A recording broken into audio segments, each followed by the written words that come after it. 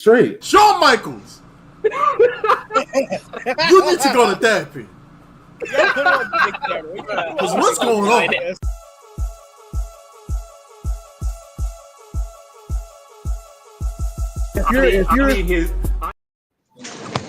Fuck the intro. Wow, that's crazy. No, that is crazy. How y'all doing today? But I wasn't even ready. Fuck That's the crazy. intro. Wow. You'll be alright, brother. This man Todd said, "Fuck the intro." That's crazy, man. You know what I'm saying? Anyway. Fuck the intro. Welcome How back to y'all another doing episode today? of Wrestle Simps. This is crazy. PI. What are we doing here? Yeah, welcome back to another episode. Here's the camera was wide open underneath. What are you doing? Boy, shut the fuck up, bro. This is episode. This is episode 2. Hopefully y'all having a good, productive, blessed day today. Hopefully y'all mental and physical health is also good as well. I'm here with 4 other niggas. You know what I'm saying? We got Darkness Ty right here. Let me see if I can do a solo for his bitch ass. We got Ty Black Ass right here. You want to say anything? I'm at the gym, man. Then fuck you in your gym, nigga. All right, fuck you too. we got Freaky Boy Nip. What's good, y'all? We got hold on. We got Death Row Ryro because this nigga blacked the fuck out. We got we got Ryro. We got Ryro on the back computer. Because we can't see his ass. On the back computer. We got Ryro somehow darker than Ty. That shit. Wow. I don't think that's possible. Let's go to you. Let's go to you. We got Prison Matt. This nigga is. How the fuck about Prison Matt? What? Hold on, wait a minute. Are you still wearing the dress shirt that you was wearing in the picture? This man got better. This man has better lighting going. This is crazy, man. Fake ass Ashton Kutcher and shit. Fuck out of here. And of course, me, your interim. Yeah, it's like it's you, man. Like, yeah, we got you. Zoom out before you scare all the fans away because your ugly ass. Fake ass hood. Relax. Wow. How's everybody doing today?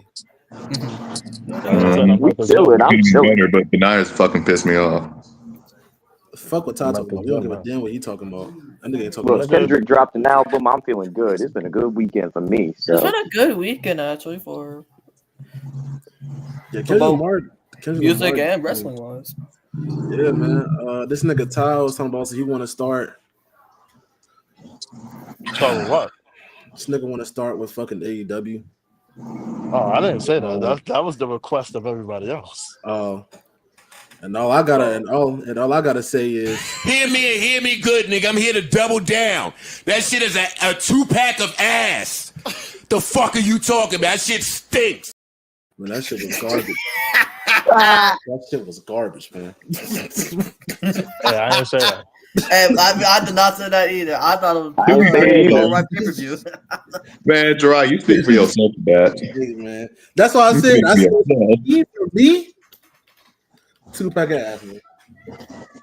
It was solid. It was solid. It was better than Wrestle Dream, but that's not saying much. I don't know about that. 7 out of 10 for me.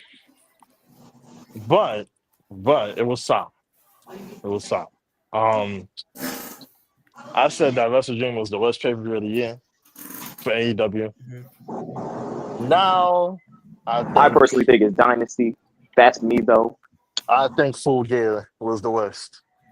Because it was all like, it was unpredictable. It was all like blah, man, whatever. We all knew this was gonna happen. I ain't gonna lie. All the motherfuckers belong on the same cheek of ass. I'm gonna be honest about it, man. I ain't gonna lie. Cheek of ass is crazy. All the AEW pay-per-views this year ain't been, I ain't gonna say noteworthy, because Wrestle Dream was solid.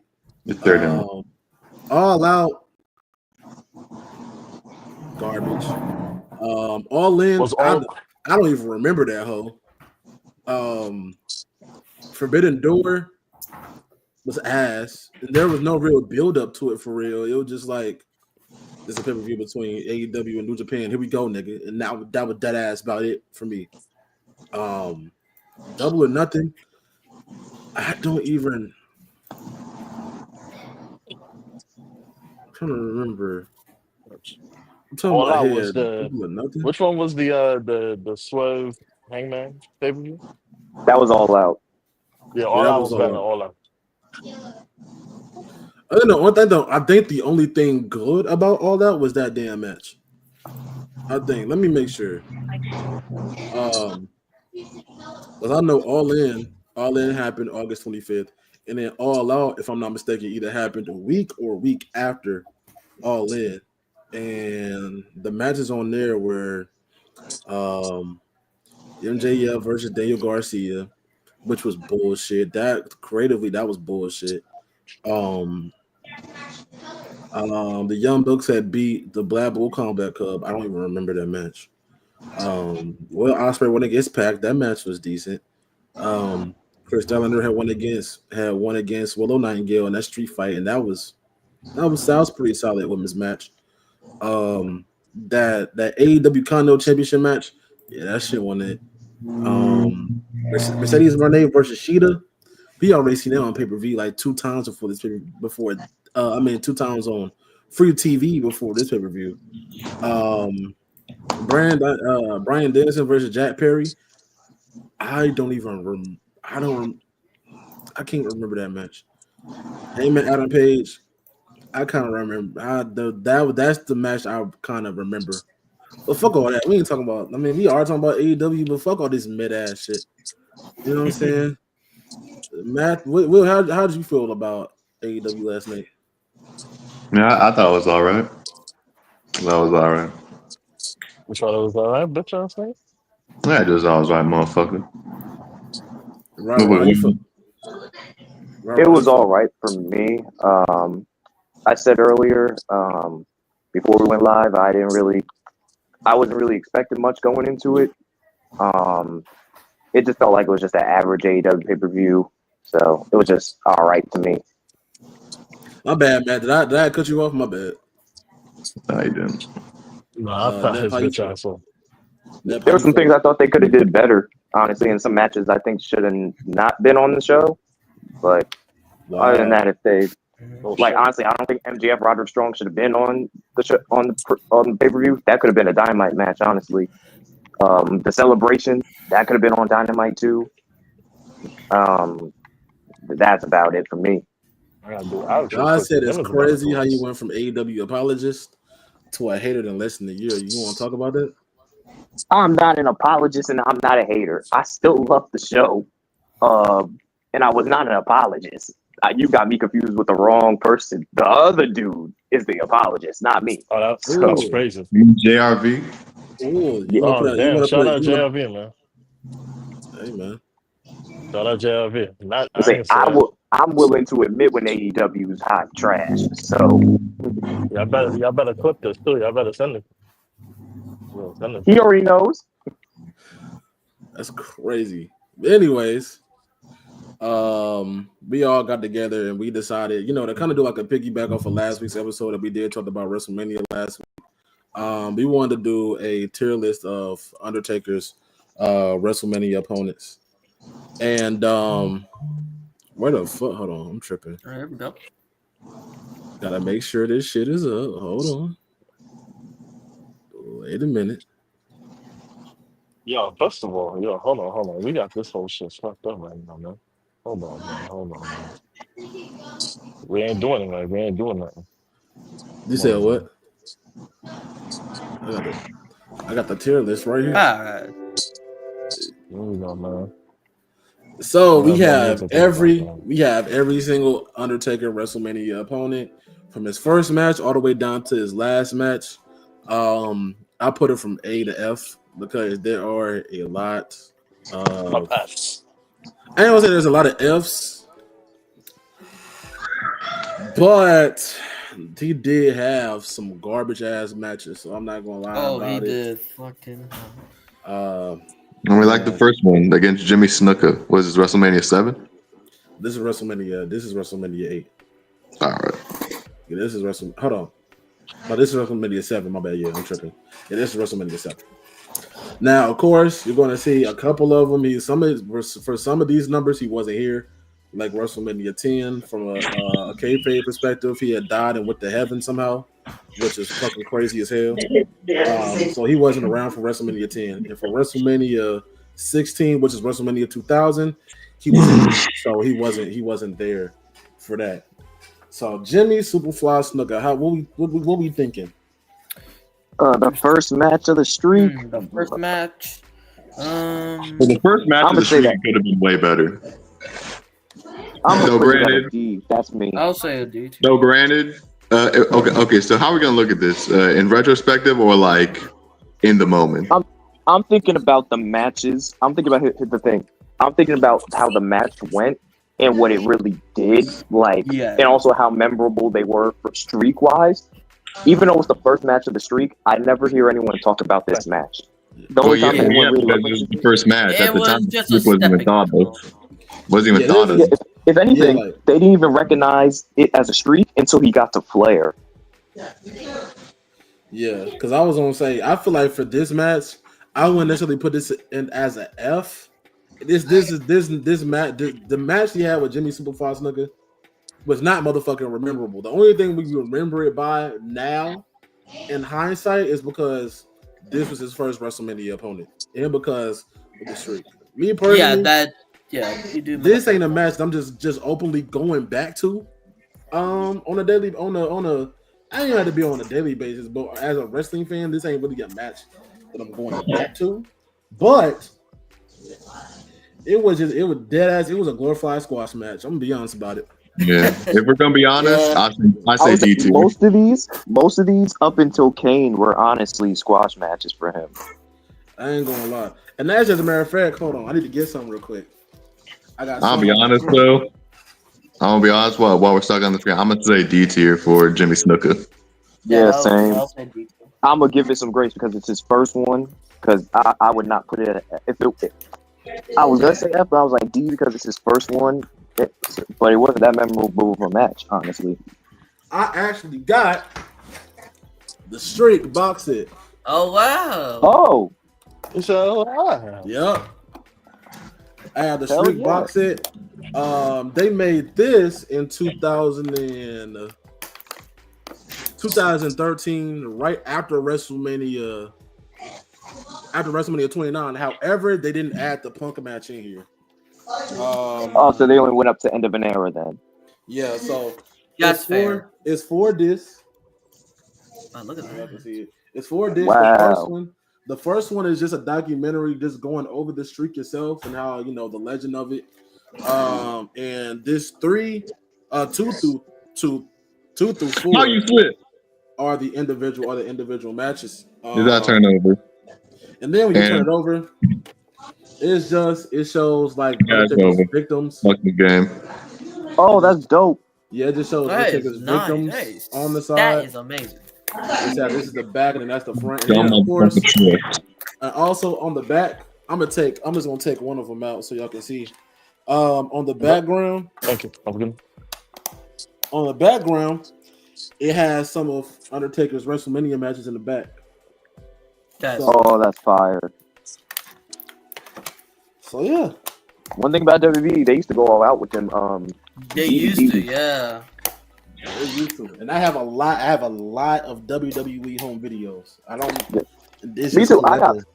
I got me some too. I got a Rock DVD, a DX DVD, a lot of Stone Cold. I had like I had a John Cena DVD that goes over his greatest match, his greatest rivalries, his best matches from his greatest rivalries. I think it was like. Oh, I got one. So what? So hold on. Besides AJ versus Cena, what's his best match? His best match is him and Edge. We gonna get to that, nigga. Shawn Michaels. Okay. Yeah, man, Ty, you jumping the gun. Fuck you. Bro, we're gonna get to that, nigga. Just because you come out and look the same color as your goddamn screen, doesn't mean you just coming to what was his best match, nigga? Give us something. Hilarious. From a nigga from Atlanta. Man, only reason we can see your ass because you got a red hoodie on, nigga. Fuck out of here. Fuck out of here. Nigga, back on track. Stupid ass shit, nigga. Fuck out of here, bitch. Anyways. So to anyway, get back on Jimmy track. Superfly Snooker, he's getting a D pause. Next up is Jake Roberts from I believe WrestleMania 8 or 9. No, WrestleMania 8. I'm bugging. I don't know what happened in this one. I don't remember this one either. But Jake Robert, I feel like this is I've seen this like twice, and I feel like this is like a fairly decent match. According, it had been the streak wasn't relevant still since it was the second match on WrestleMania. I will give this a C tier. Yeah, C tier. I think I'm gonna agree with Nep. The thing about it is, I think the build up to this match was solid. Especially I think it was face Jake at the time. So I think what ended up happening is that Jake the Snake Roberts.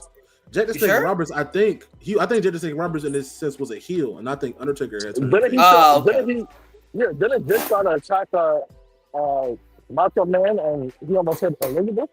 Was this? Oh, that was with the snake. Yeah, with the snake. So the Undertaker saved it. That was a FaceTime. Yeah, so I would say this match, in my honest opinion, I'll give it, me personally, I would give it a solid. I'll give it a solid C. Yeah, I would give it a solid C. It ain't bad at all. I can agree with that. But it's. I really don't know shit about this match with the build up, so I'll just agree with y'all and say C. Yeah, so this match, you don't know shit about shit. Now this match, you're getting a fucking F. No F. Fuck no, Gonzalez. That shit is the bottom of the list. That's bottom of the list. First of all, it wasn't even a pinfall victory, or it was DQ. So we definitely not putting that anywhere higher than that. That shit was hot. What the fuck? I was not the Undertaker for y'all. That shit was hot garbage. And the thing about the Giant Gonzalez, man, whoever came up with the Giant Gonzalez idea, by the way, it's probably Vince McMahon. I hope your ass got sent to Africa and your ass got Ebola in like 2014. And then, what the fuck? And that's crazy. And now Undertaker having his own podcast. Now he pretty much said that the Giant Gonzalez, he was very stiff. He was very clumsy. Horrible. So he just couldn't do shit. 7'4" and a dog shit wrestler. Now this next match. Now this match against King Kong Bundy, I would put this in the F2. Yeah, I can agree. I don't know much about the Bundy match. I don't know much about it. I can't really say nothing about it. So the background to this match was that Undertaker had came back. Well, Undertaker had came back at SummerSlam the previous year. And Ted DiBiase was pretty much saying that he had the Undertaker versus Undertaker type of shit. So yeah, pretty much saying that the Undertaker that he had was pretty much rooted by money and shit. So King Kong Bundy was actually managed by Ted DiBiase as well. So the only reason why they even had a match was to pretty much continue the story of Undertaker getting his urn back, because Ted DiBiase ended up having his urn, and I think Kamala, aka Papa Shango, and the Godfather ended up having the urn and melting it down into a fucking chain and shit. But yeah, this match is ass. Okay, so F then. We gonna put that in F. This shit is a certified. It's a King Kong Bundy match. Of course, it's ass. This shit is ass. I ain't gonna say it. King Kong Bundy, the motherfucker who main evented WrestleMania 2. Hey man, I don't think it's still came, by the way. I don't think that's on him though. I don't think that's on him. Considering who his opponent was at WrestleMania 2, that wasn't really his fault. So yeah. All right. Stiff motherfucker gets another stiff motherfucker. Anyways, now Diesel, Kevin Nash, aka Kevin Nash. Now, for context, this was right before Kevin Nash left WWE to go to WCW. Mm-hmm. Correct. I think the build up to this match was kind of weird too.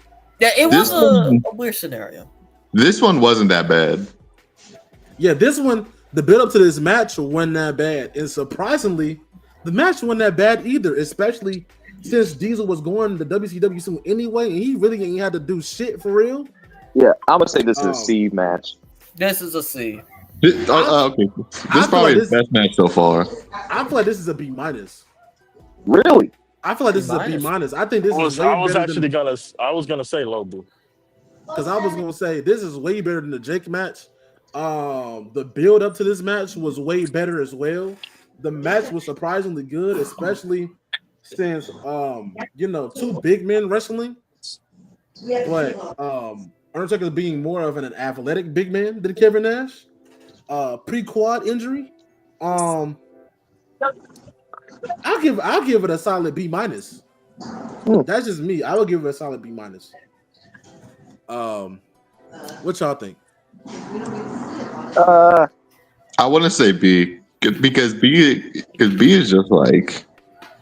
I would say it's like a C plus. It's like a C plus. It's a C plus. Okay, I mean, for a big man versus big man match, for Kevin Nash match, it wasn't that bad. I said a B minus. I agree with you on that one, but the rest says C. So majority rules. But it's on the top end of C so far. So yeah, I'll agree with that. We'll put it right here. And then next one, Psycho Sid, WrestleMania 13. At WrestleMania 13. This build to this match was so fucking weird because originally it was supposed to be Shawn versus Bret, and Bret would get his win back from the year before. But Shawn said, "Man, fuck all that. I'm going." And Shawn lost his smile. Yeah. Nigga said, "Fuck all that. I'm going home." He said, "You want me to lose to Bret? I'm going home." So originally it was then Bret ended up getting the title. Because I don't know what the fuck they were gonna do, and then they would end up doing Taker versus Bret in the steel cage. Stone Cold Steve Austin would cost Bret the title. That would lead to the Stone Cold Steve Austin and Bret Hart match. And I'm trying to see because I think Austin won the King of the Ring, but that shit got nullified. I would say that this match, you know what?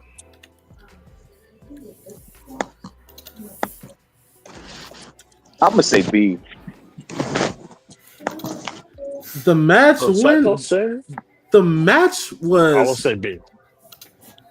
I ain't gonna lie because I think the Diesel match was better than the Psycho Sid match. Really? Yeah, it had a better build. I think it had a better build because you had to understand Bret interfered in the match twice. That is true. Because I would give this a high tier C because the match itself is good, but it had too much interference from Bret. Shawn was on commentary, so the shit was kind of weird.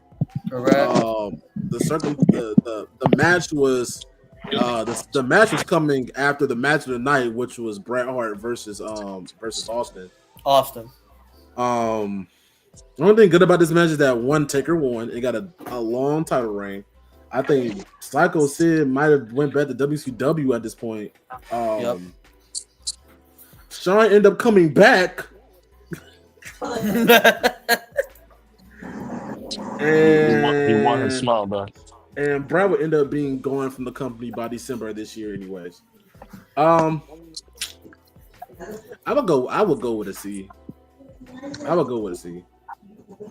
Okay. I don't think one C. Me and Ty said B, so it's up to Nevin Matthew now. I'm gonna be honest. Probably a C tier. Probably low C tier because this fucking Psycho Sid, man. I can't imagine this match was any good. Why are you coming at Psycho Sid? Why are you going at Psycho Sid? God rest his soul, by the way. It's fucking Psycho Sid, man. You know the motherfucker who said. How are you hating on Psycho Sid? I think me personally, I think Psycho Sid is a good wrestler. It was just the circumstances that what they was in. Yeah, it was the circumstances. And the match was just like it was just for me. Like Sid was good. He was good. So I'll say rest in peace. Yeah, rest in peace. For real. Have to say, yeah. Rest in peace. So I guess a C. We're gonna go with a C. Yeah, C. I guess. I'm gonna put it right in between here because I think it's way better than the. Yeah, that's what I'm in thinking. this I feel match, like this should be but changed. I just don't think it's better than the. I just don't think it's better than the Diesel match. Okay, so Riddler. A tier. A tier. Kane versus the Undertaker WrestleMania. The first 14. Kane match, I would say. That's First an Kane A tier match, match. That's an A tier. Not no need for discussion. He needed 3 tombstones to kill his brother. That's an A tier match. I would say this is a very good match. The build up to this match was very, very good. Also, fun fact: this was actually supposed to be Glenn Jacobs' last match in the WWE. Because they felt like after Taker beat Kane at WrestleMania, they really couldn't do shit with him afterwards. But because they had that turned out to be wrong. but because they had a very good match at Mania, Glenn Jacobs ended up being in WWE longer. They had more matches. They had the Inferno match. I would say, yeah, this is like a B plus A minus for me. Like that ass. That's just me. So, Big Boss Man. Okay, here's the thing. Okay, here's the thing. The only reason people remember this match is because he hung him from the cell. Yeah, let's go D, please. Yeah, I'm gonna go D. I feel like Undertaker really should have went against Kane at this Mania because it might have been a little bit more better for me. D. I think it was better than the Snooker match, though. Yeah, I'm trying to move it. I'm trying to move it over, but it wouldn't let me move it over. So, there we go. Yeah. Only remember thing I get from this is that the nigga got hung. He got hung. Triple H versus Undertaker the first time at WrestleMania 17. I'll give this an A. Wait, remember, was really solid. I don't think Triple H and Taker had a miss at Mania. I don't think this is the one WrestleMania match that WWE wants you to forget because the second time they fought at 28, they were saying this is the first time they went against each other, and everyone was like, "No." Yeah, it was 27. Yeah, the second time they went at 27. The fact that WWE that this is the first time. The fact that WWE used to try to retcon their own lore like that is crazy. Yo, you don't gotta ask him. We ain't forget. This match, in my honest opinion, is a way better. I ain't gonna say. I would say wrestling wise is way better than the Kane match, but I think Kane had the better. They had the better build up to the match. Why isn't there S tier? Why is there S tier? I kind of wanted to be fair. Let's do A, B, C, D, and F, and then I'll add an S tier after to kind of differentiate the S tiers from the A tiers. This match, I'll give it an A. I'll give it an A too. I went back to this match. It was pretty good actually. Oh wait, it was pretty good. This is the one where he does the last ride and he hits him with the sledgehammer, right? Yeah. Okay, never mind. That's A tier. Also, this was American Badass Undertaker too. And Undertaker had to perform at WrestleMania for about 2 years at this point. So coming back against Triple H, this was a solid match. Now the build up to it was a little because they kind of did it last minute. But it was okay. Now, Ric Flair, WrestleMania 18. This is what another A. That's another A? Yeah, I don't know if it's an A. Wait, I don't know if I it's want to talk about the build up to this. Because me and my dad joke about this all the time because he went to WrestleMania 18, so he let me watch all the build ups to the matches. This really was Undertaker wanted to fight Ric Flair. This is also the time Ric Flair was partnered with Vince because they, was he the shareholder at the time? Yeah. Because Stephanie and Shane sold their shares and he got them. So him and Vince were running WWE at the time. This is actually also the last WrestleMania to be the WWF? Yeah. So this is before the draft too. So yeah, this was basically Undertaker being like, Ric Flair, let's fight. Ric Flair said no. So then he beat up Arn Anderson, and he was like, now you want to fight me? And Ric Flair said, no, I still don't want to fight you. Still no. He then goes to a training facility where Ric Flair's son is there, beats up his son on camera in front of Ric Flair, and says, "Now you're gonna fight me because I just beat up your son." And then before that, he was like, "Do I gotta go see your daughter?" And I was like, "Hey, yo, He said, "Do I gotta go see your daughter?" Not the hold on. Wasn't Charlotte like 15 at this time? 15, 16 at this time? Yeah, that's why I was like, "Hey, yo, because what the fuck?" Wait, then so he beats up his son, and Flair's like, and Flair's like, "Still no."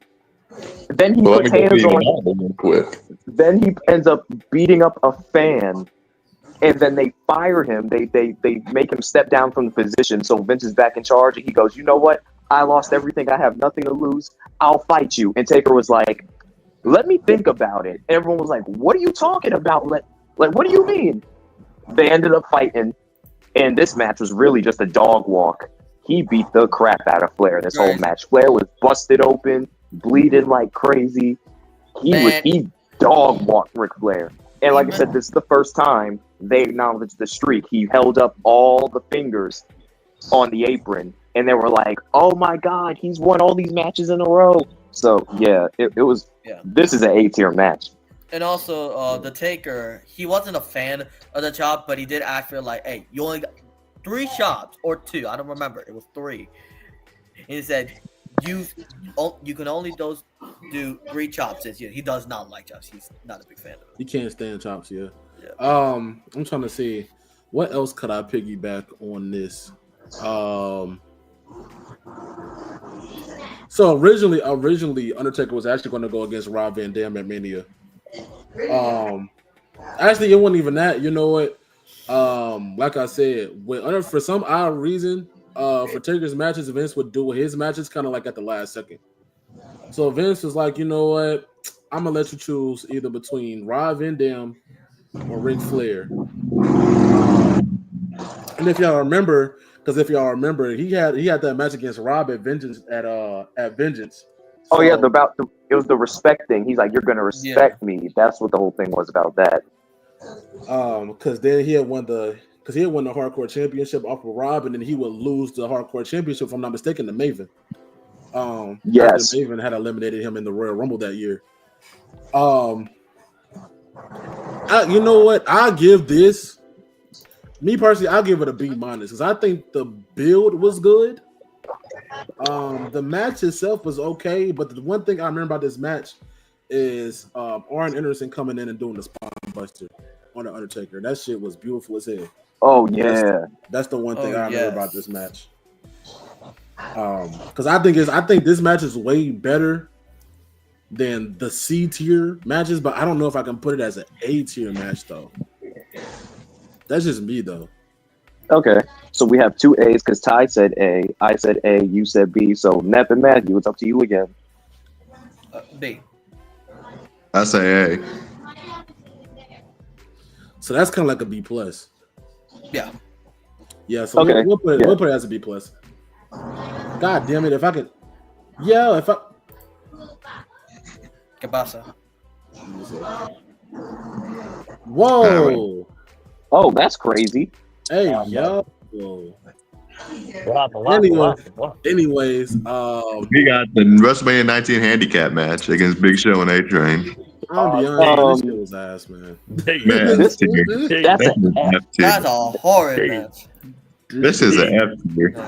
No, F tier. Fuck you, guy. Can someone tell me why this? Jiraiya, since you got all the, can you tell me why this match even happened anyway? Also, I think this is the last one he did before he returned. This is the last one of his American Badass run for this era. So this was like I said, this was a dead ass a last minute match. They were also trying to build up Matt Morgan. I remember that shit. Was that Matt Morgan? Was he going by another name? I think it was Matt Morgan. Wasn't Matt Morgan who's supposed to be his tag partner? I thought it was supposed to be someone else, but it would make sense if it was Matt Morgan. I'm trying to make because the thing about it is the nigga that he was partnering with was balding, so nigga was already balding. Let me make sure, because I know it's supposed to be a 2-on-2 match, but at the last minute they didn't think that what's his name, Nathan Jones? I think it was Nathan Jones. Yeah, Nathan Jones or something. I think it was Nathan Jones, and then what ended up happening on Sunday night Heat, they ended up attacking that nigga in the bathroom, which is crazy. I think it was like in a bathroom it was somewhere in the fucking building. It was so damn weird, but somehow they got him out the match, and it became a handicap match. And he ended up coming out at the end. Yeah, this match was ass. I don't know why I confused him and Nathan Jones, Matt Morgan, but Matt Morgan is the deputy mayor in Florida somewhere. That shit is interesting. He is the deputy mayor of Longwood, Florida. So shout out to him. I wonder if the PC is close to Longwood. So shout out to him and his Republican ass. The only thing I remember about this match was Limp Bizkit coming out and doing his entrance. That's really dead ass about it. This match was ass. Oh, you're right, because right. Because Limp Bizkit was the performer for WrestleMania 19. Right, they had the theme song. Yeah, crack at it. Yeah. Yeah, I think this shit was ass. I'm gonna give it an F. This is ass. Hands up. Yeah, I'm gonna give it an F. What y'all think, man? That's an F. That's an F. Okay, everybody's giving it an F. I can't say this shit was This shit was F. This is an E minus, brother. This shit was F. Now Undertaker versus Kane at 20. Return of the Dead Man. C. The return of Paul Bearer. C is crazy. I want y'all said Paul Bearer make it. Y'all said Paul Bearer make it. What are y'all giving this match? Not David cameo. I can't give you that, brother. This match, I ain't gonna lie. This is like a solid B for me. Mm-hmm. This like a B. I think y'all was higher. I think 14 was better than 20, but I think 20 was good because it was the return of the Dead Man. And the build-up was way better. Yeah. Because if it was me, I would dead ass put this right next to 14 because him and Kane didn't have bad Mania matches. I could agree to that. I would give this a B plus. Agreed. Because the match was dead ass like a glorified squash match, honestly. Like it didn't last that long. But yeah, what y'all thinking? Yeah, I'm giving it a B too. Yeah, I give it a B. For the fact that hold on. Did Paul Bearer make a temporary return? Yeah, he made a return in this match, and also the return of the Dead Man. Yeah, I'm gonna have to give it a B. Plus, and this was Madison Square Garden too. Kane's interest was actually fired because the building. Well, the the cutouts of the skylines like lit on fire. Yeah, during his entrance. Yeah, did he have Soul Chemical around this time too? Yeah, he did. Yeah. Oh, okay. Then this is already it's a B for that too. So. Randy Orton, 21. Now, in my honest opinion, this is an A. That's an A. Oh, this is an A. Definitely A. Oh, I love that. It's crazy. This is an A. Like this is the build-up. Now, go ahead. My bad. Go ahead. I was gonna say the build-up for this was insane. Setting the Undertaker on fire, in a sense, killing him for him to return at Survivor Series and clear house on all the jobbers in the ring, and then the mind games they played with him. Insane, bro. This is actually after the Mania. Then you also had Randy Orton giving Stacy Keibler an RKO, like shit. Oh yeah, right. Wait, and then the chokeslam into the RKO. Oh, that was stunning. Absolutely. Now, this was actually the first time that the streak had ever been used storyline wise. This is the first time the streak had been used storyline wise. This is 1, 2, 3, 4, 5, 6, 7, 8. Yeah, he was 12-0. Yeah, so he was like, Randy Orton's thing was like, I'm gonna be the 1 and 12-1. So this was like the first time. This was like, okay, this is for the streak. So yeah. Also, this was Legend Killer Randy too. Yeah. Right. And Randy was supposed to win this match, and Randy said, "Nah." Man, it's like looking back, man. Yeah, I think it would have been way better if Randy won, but shit. Yeah. Like, this is the time period when he was going against people at Mania, and they were like, "Nah, we can't beat the streak for real." Because like motherfucking Randy Orton, if Randy Orton won this match, because this was back when Randy Orton was still a fiend, but like that shit would have boosted it. And then, but you had to remember, this is Randy Orton still trying to find himself after leaving Evolution as well. So he had. How old was Randy Orton by this? Was he like 25, 26 or something? 27? I think he won the champion. When did he win the championship? They say he was the youngest at the time. Which age was he win that? Yeah, he was 24 and when he won it, and this was in 05. But I think his birthday is before WrestleMania. His birthday is in April, I believe. I'm gonna look it up. So he was actually so he was 24 going on 25, or he was just 25 already, or he just turned 25. Yeah, he was already 24. Well, actually, you know what? I'm lying. He was 24. Okay. Yeah. I'm pretty sure. Yeah, he was 20 because his birthday is in April, right? Or is it October? Yeah, it was in April. So April. Okay. So when he had just turned 24 when he had beat Crispin for the belt, and then he had to drop it to Triple H, and then they had a small feud until about the Royal Rumble time where that nigga Triple H beat the shit out of this man. Was crazy. Reign of Terror. That was crazy before he dropped the belt to Batista. So that was fucking weird. And then Randy was like, man, fuck this. I'm going to SmackDown. Yup. He said, fuck this. I'm going to SmackDown. Fuck this shit, man. But yeah. Mark Henry, I'm at the F, bro. That's the casket match, right? Yeah, that's it. It should have been Kurt Angle, but you know, Kurt Angle didn't want to face him. Yeah, originally it was supposed to be Kurt Angle versus Taker, and Kurt Angle was going to win, and Kurt Angle said, nah. So they had their match at No Way Out, and Kurt Angle honestly, these next couple matches are you're gonna beat Taker, and they went, nah. They're like, nah. It's just the respect that they have for the Undertaker, for real. That they was just like, nah, we can't beat this nigga, man. Nah, fuck all that. They had massive respect for dude. So you already knew these guys didn't want to end it. Even when the person that did end it, he didn't want to end it either. But hey. So we're gonna is this a consensus F? Yes. Oh yeah, that's right. Yeah, now this match, A. Very underrated. Batista versus Batista underrated. Very underrated. And then this is a whole thing.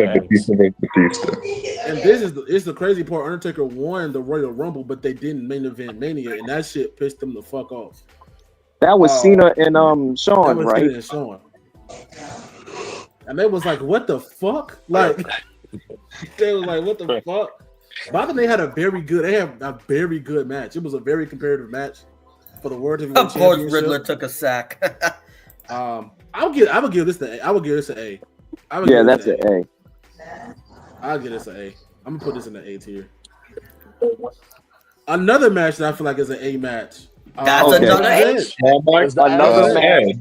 Another match. They said Edge was going to win, and Edge said, "No, thank you. I'm good." This is the string of matches, man.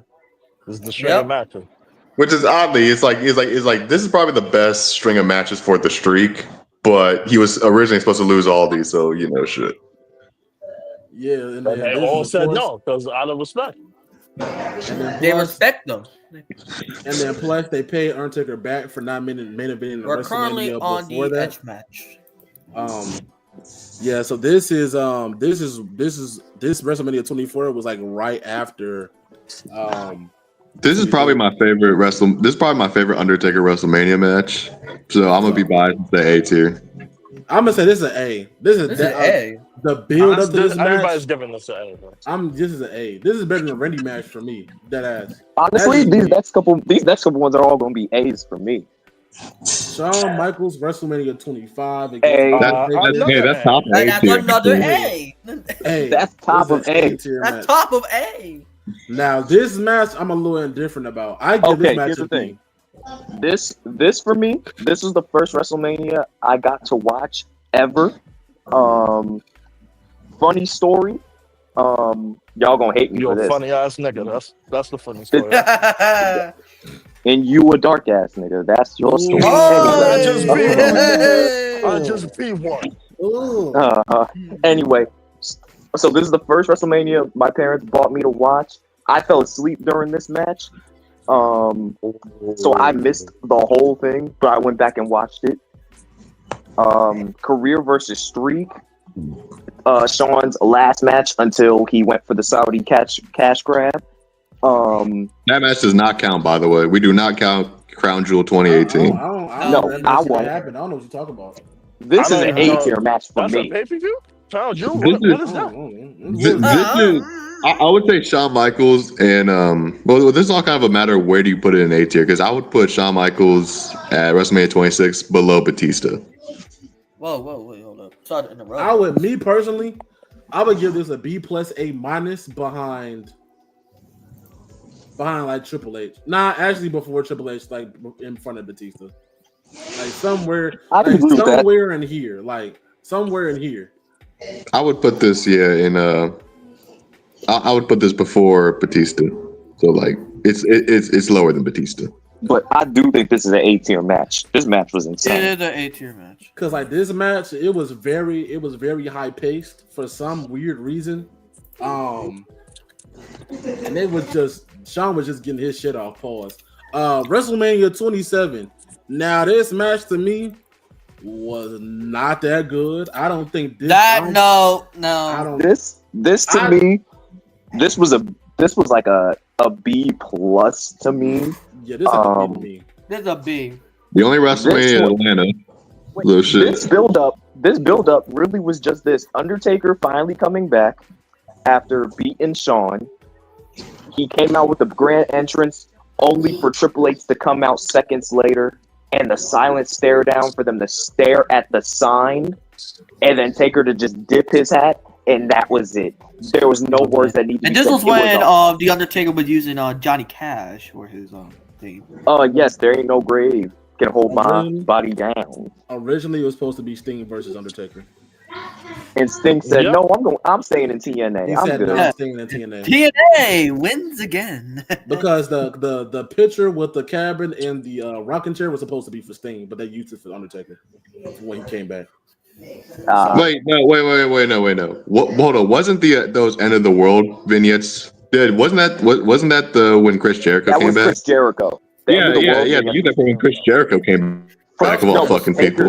Taker's thing was a picture of the shack in the rocking chair, and there was a countdown. And when the countdown was over, he opened the door, and then Undertaker walked out, and then he made the entrance. They had the symbol hanging from the rafters and everything. And like I said, Triple H then came out right after. They had the stare down, looked at the sign, no words need to be said, match official. Because both Triple H and Undertaker had just came back from injuries, if I'm not mistaken. Yes, they did. And then fucking the end of the world shit is Chris Jericho. But that's another topic. So I would give this a B plus. A B plus. I'll give it a B. The next one? The next one. Hey, can we talk about all that? I'll give this a build up. The build up. This is COO Triple H. This is like beginning of COO Triple H. Shawn has come back, but he wasn't really. He was just there. Taker comes back, and he's like, "Let's fight at WrestleMania." Oh, also, this is the other thing, because the end of this match, the last match, Taker got carted away while Triple H walked away. So Hunter's thing was, Taker's thing was, yeah, I won, but I didn't walk away. And Hunter was like, yeah, I walked away, so you ain't getting no another match. Also, I'm a CEO now. I don't really want to do this. And Taker was like, what, you scared? Like you scared? Because you know Shawn better than you? Like, you scared? And Triple H was like, who been scared? You know what? Hell in a Cell, let's go. And Shawn's the referee. Let's do this right now. I'm tired of you messing with me. And this match was insane. Metallica also for the build-up for this too. JR on commentary before he left. Bro. And then let's talk. Then the match in general. Wow, fuck JR. What? What's up with that? JR. Yo. Back to what I was saying. Then the false finish with Shawn super kicking into the pedigree. I thought the streak was over, bro. I thought it was over. Also, this was the debut of bald-headed Undertaker, I think. Yep. WrestleMania 29, in my honest opinion, I might sound like a broken record. This is an A- for me. The storyline for this one, I wasn't the biggest fan of because this was Paul Bearer had died. He was with Heyman. This was heel Punk. This was after he lost the WWE Championship to The Rock at the Rumble. I think they had a battle royal or something like that. Winner faces Taker and Punk won. Yeah. And this, like I said, this was after Paul Bearer had died. They stole the urn from Taker. Punk dumped the ashes on him and everything. In hindsight, this man. Yeah, he legit was literally killing this man. And then basically Taker, this match was technically a squash match in a way. Punk got some offense in, but Taker was winning this match 100%. I don't even say this is a squash match. This is when I watched it, it was competitive, especially in the beginning because CM Punk was getting his shit in. Now that's one thing with certain Undertaker matches that some wrestlers didn't get their shit. They didn't get their shit off on Undertaker, but CM Punk did. Yeah, he did. He was getting his shit off on Undertaker. So, me personally, the Undertaker entrance, the gear that year, the WrestleMania 29 setup itself. That match to me was an A. I feel like it's like a B plus A minus to me. I think it's a B plus for me. Oh, and another thing, the fact that CM Punk had the black and purple to mock him, like that shit was so good. Oh, also Punk's last WrestleMania before he quit or got fired. Well, yeah. This was his last WrestleMania match. So shit. His most recent one until hopefully, fingers crossed, WrestleMania 41. He doesn't get fucking injured again. Knock on wood. Yep, but this was his last WrestleMania match. Mm-hmm. So we'll be giving this. We're giving it a B plus, A minus. I'm giving it a B. Actually, yeah, A minus. I'm giving it an A minus. Okay, I'm gonna say this right now. CM Punk was probably his last actually good WrestleMania match. Yeah, that's what I was thinking. This was his last good match at Mania. After this, mediocre. Yeah, after garbage this, or mediocre. After this is where it takes a downward spiral. But yeah, this is A minus. This is like an A minus for me. Starting off with okay. I'll put this like, you know what? I'll put it in here. I'll put it like kind of like in here. Okay. Then we get to Brock Lesnar. Breaker. We reached the inevitable. The last match. The streak is over. Brock Lesnar breaks the streak. We talked about this on the last episode about the breakdown and the lead up to this match. So now we just have to talk about the match. He got concussed into the match. You don't remember. Suplexes, F5, done. And the thing about this is that in the beginning, Undertaker was doing typical Undertaker shit. Even though he was originally supposed to lose anyways. Yeah, this man got concussed midway and was pretty much just wrestling based off instinct. Like, he didn't know where the fuck he was. He didn't know his name. He didn't know where the fuck he was at. Like, this was one of the. Also, they said this was the first time Vince McMahon left a WrestleMania because he got in the ambulance with Taker to go see how he was. Yeah, this was a. My bad. Go ahead, Ned. My bad. Yeah, this was a cluster of a problem, especially. I don't know what to rate this because this is the end of the streak. Yeah. But then again, I would give it a D plus. Yeah, I'm gonna be honest. I will give it D. I would give it like a low C. And I'll be honest, because think about this. To be honest with y'all, it's a damn shame that the streak didn't end on something like a 5-star classic, and instead it ended on fucking Nep's search history. In comparison, that's crazy. Hey, yo, that's crazy, bro. What the fuck I've done? Meaning, it was very bad. Wow. That is crazy. And for someone who can't read, that's fucking crazy. Motherfucker, you can't read. You can't read, motherfucker. Wow. You can't read. Whoa. You can't read. Man, you can't read a Dr. Seuss book, so whoa. Can't read Dr. Seuss? You can't read Green Eggs and Ham? That's crazy. Motherfucker, Neb, you couldn't read the alphabet. The fuck you trying to talk to me about? The alphabet, what? A, B, C, D, E, F, G. H, I, you can't do the rest? Yeah, you can. because he got HIV. Motherfucker, and you Anyway, get this big. Fuck you. Let's continue with the next list. Motherfucker, another thing you say I got HIV. Motherfucker, you got the STDs. That's crazy. As the saying, He said you got all of them. That's wild. I mean, you got all of them. But yeah, what are we giving this? Because I heard I know I said D plus. D plus. Oh, another thing you got. I'm gonna say you got STDs. It's a C. You got STDs, and I know for damn sure you got the NDAs. Oh. Ooh. NDA Diddy. Oh my god. Anyway, I'm gonna say this is like a C for me. This is like a C. This definitely is a D plus. You know what? I'm gonna put it like right here. I'll put it right here. All right, this next match, I can talk about the lead up to this one. So this one, Taker had disappeared after WrestleMania. This is WrestleMania 32. Yeah, no, 31. Oh, 31? Oh, sorry, this is 31. My bad. This is 31. This one was really just Bray, just being like, "Come find me." His whole thing was like, he wanted to be the face of fear. And he's like, I can't be the face of fear if I don't beat the actual face of fear. So the whole thing was him just basically being like, just come find me because you know where he's basically like, come see me. And everyone's like, who is he talking about? And then people were like, he's talking about Taker. It was just a matter of, is Taker actually going to show up for the match? And we didn't know until the go home show in the night of WrestleMania. Yeah. So yeah, and this was really just a squash match. Bray really didn't get much offense in this match. He was just happy to be there, honestly. In my opinion, this should have been the Sting match. Sting had just shown up. It should have been the Sting match. He shouldn't have fought Triple H. This should have been Sting and Taker at this pay-per-view. But you know what? Vince was like, I just want to bury WCW, so let's just have my son-in-law beat Sting. But like I said, this match was technically a throwaway. Bray was just happy to be there. Taker, Tombstone. He basically hit all the classics. And then said, "I'm done."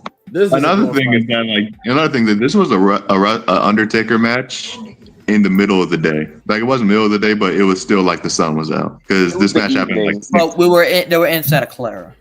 It happened I think the match started at like 6 p.m. Which West Coast time. West Coast time. It ain't our fucking fault that we have to stay up till 1 a.m. to watch primetime games. Bitch ass. That's crazy. Anyway, for this match, it was a squash match. It was nothing special. Rest in peace, Bray Wyatt. I'll give it a C. I'll give it a C. Yeah, me too. Great build. The match was a glorified squash match. Rest in peace, Bray Wyatt. It's a high C for me. It's like a low C for me. I would, I'll put this right here. I'll put it right here. Because I kind of feel like if you talk about the streak, some people are going to remember Bray Wyatt being there than Diesel. So yeah. I would put it at C. Shane McMahon versus Undertaker. Okay, this match, Shane McMahon had just come back after how many years? Like, let me talk about this. So I think it was like 2009 when he left the company, like on screen. I mean, so Shane McMahon, which is just crazy as shit. So this is around the time where the Authority was still kind of like going strong for real. I think they got disbanded at Survivor Series, but Stephanie and Triple H, they were kind of like still around being Authority like figures type shit. Oh yeah, what happened was with that, it was Cena's team won the Survivor Series match because Sting returned. That was Sting making his debut in WWE. The Authority was gone, and then like a couple weeks later, Cena brought the Authority back because Seth Rollins threatened to break Edge's neck with a curb stomp and kill him on live TV. And then they brought the Authority back and fired everybody. But then John got their jobs back around time, I think, for Christmas.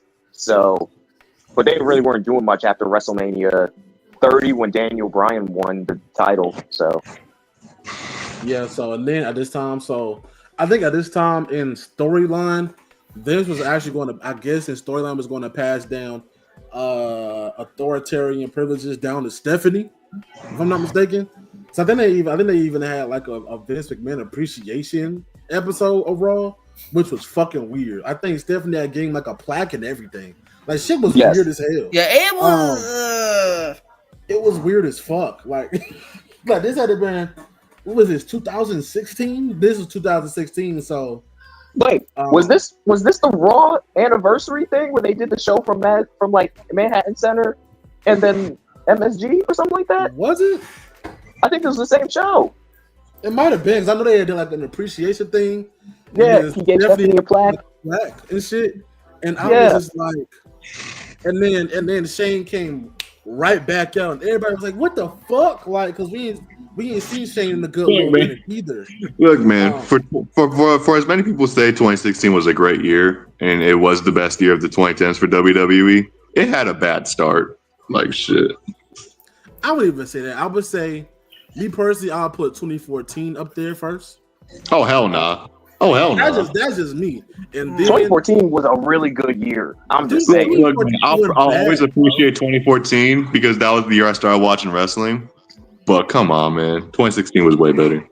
What? Yes. I don't know. Daniel Bryan winning the championship, all that stuff. Cena with Cena's what? U.S. Open Challenge? Well, no, I think that was late 2015, but still, it still has some good stuff. What? 2014 was the year John Cena won the WWE World Heavyweight Championships in his 15th world title reign. That was also the year Brock Lesnar not only beat the streak but beat the fuck out of John Cena at SummerSlam. What should have happened years before that? So yeah, should have just beat the dog shot his ass and called. But anyway, this match happened because Shane wanted to control WWE, and he threatened Vince with the lockbox situation that they never spoke on again. By the way, yeah. What happened to that? Yeah, what happened with just that? Stuff that shit under the rug.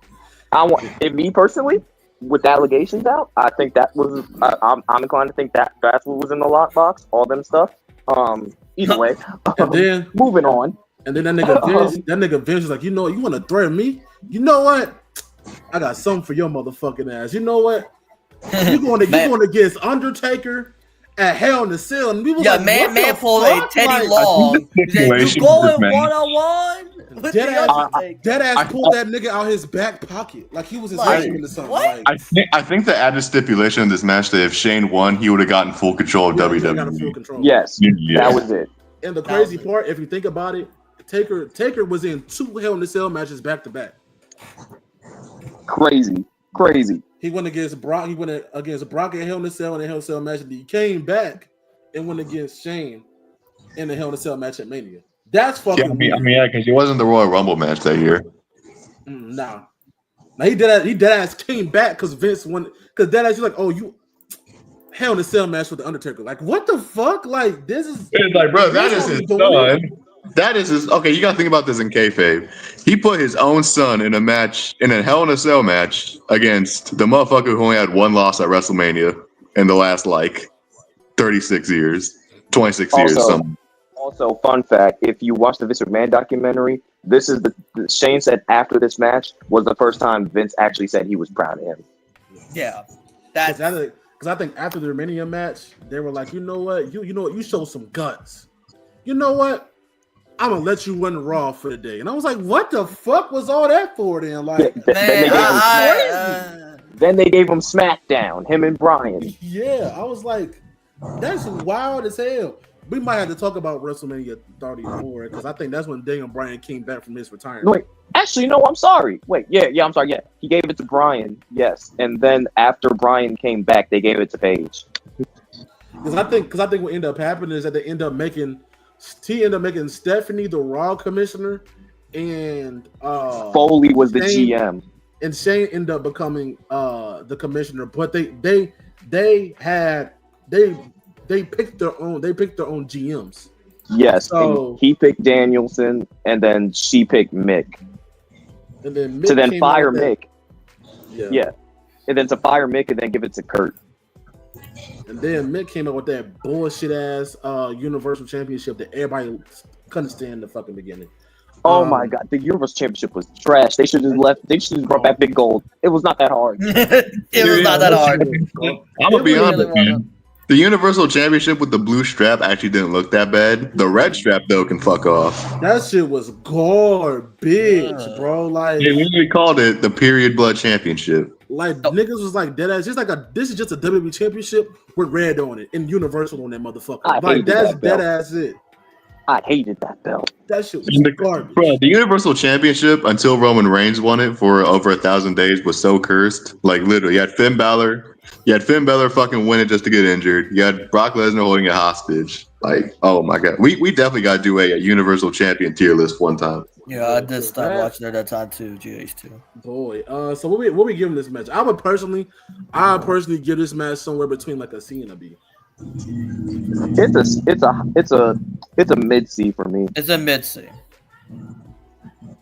Man, honestly, GHT, you aren't missing much. SmackDown in 2016 was Raw was just the same old shit. SmackDown was actually good though. Yeah, SmackDown Raw. and NXT. Yeah, Raw was dead ass bullshit because it was 3 hours of bullshit. Like, and SmackDown was still 2 hours.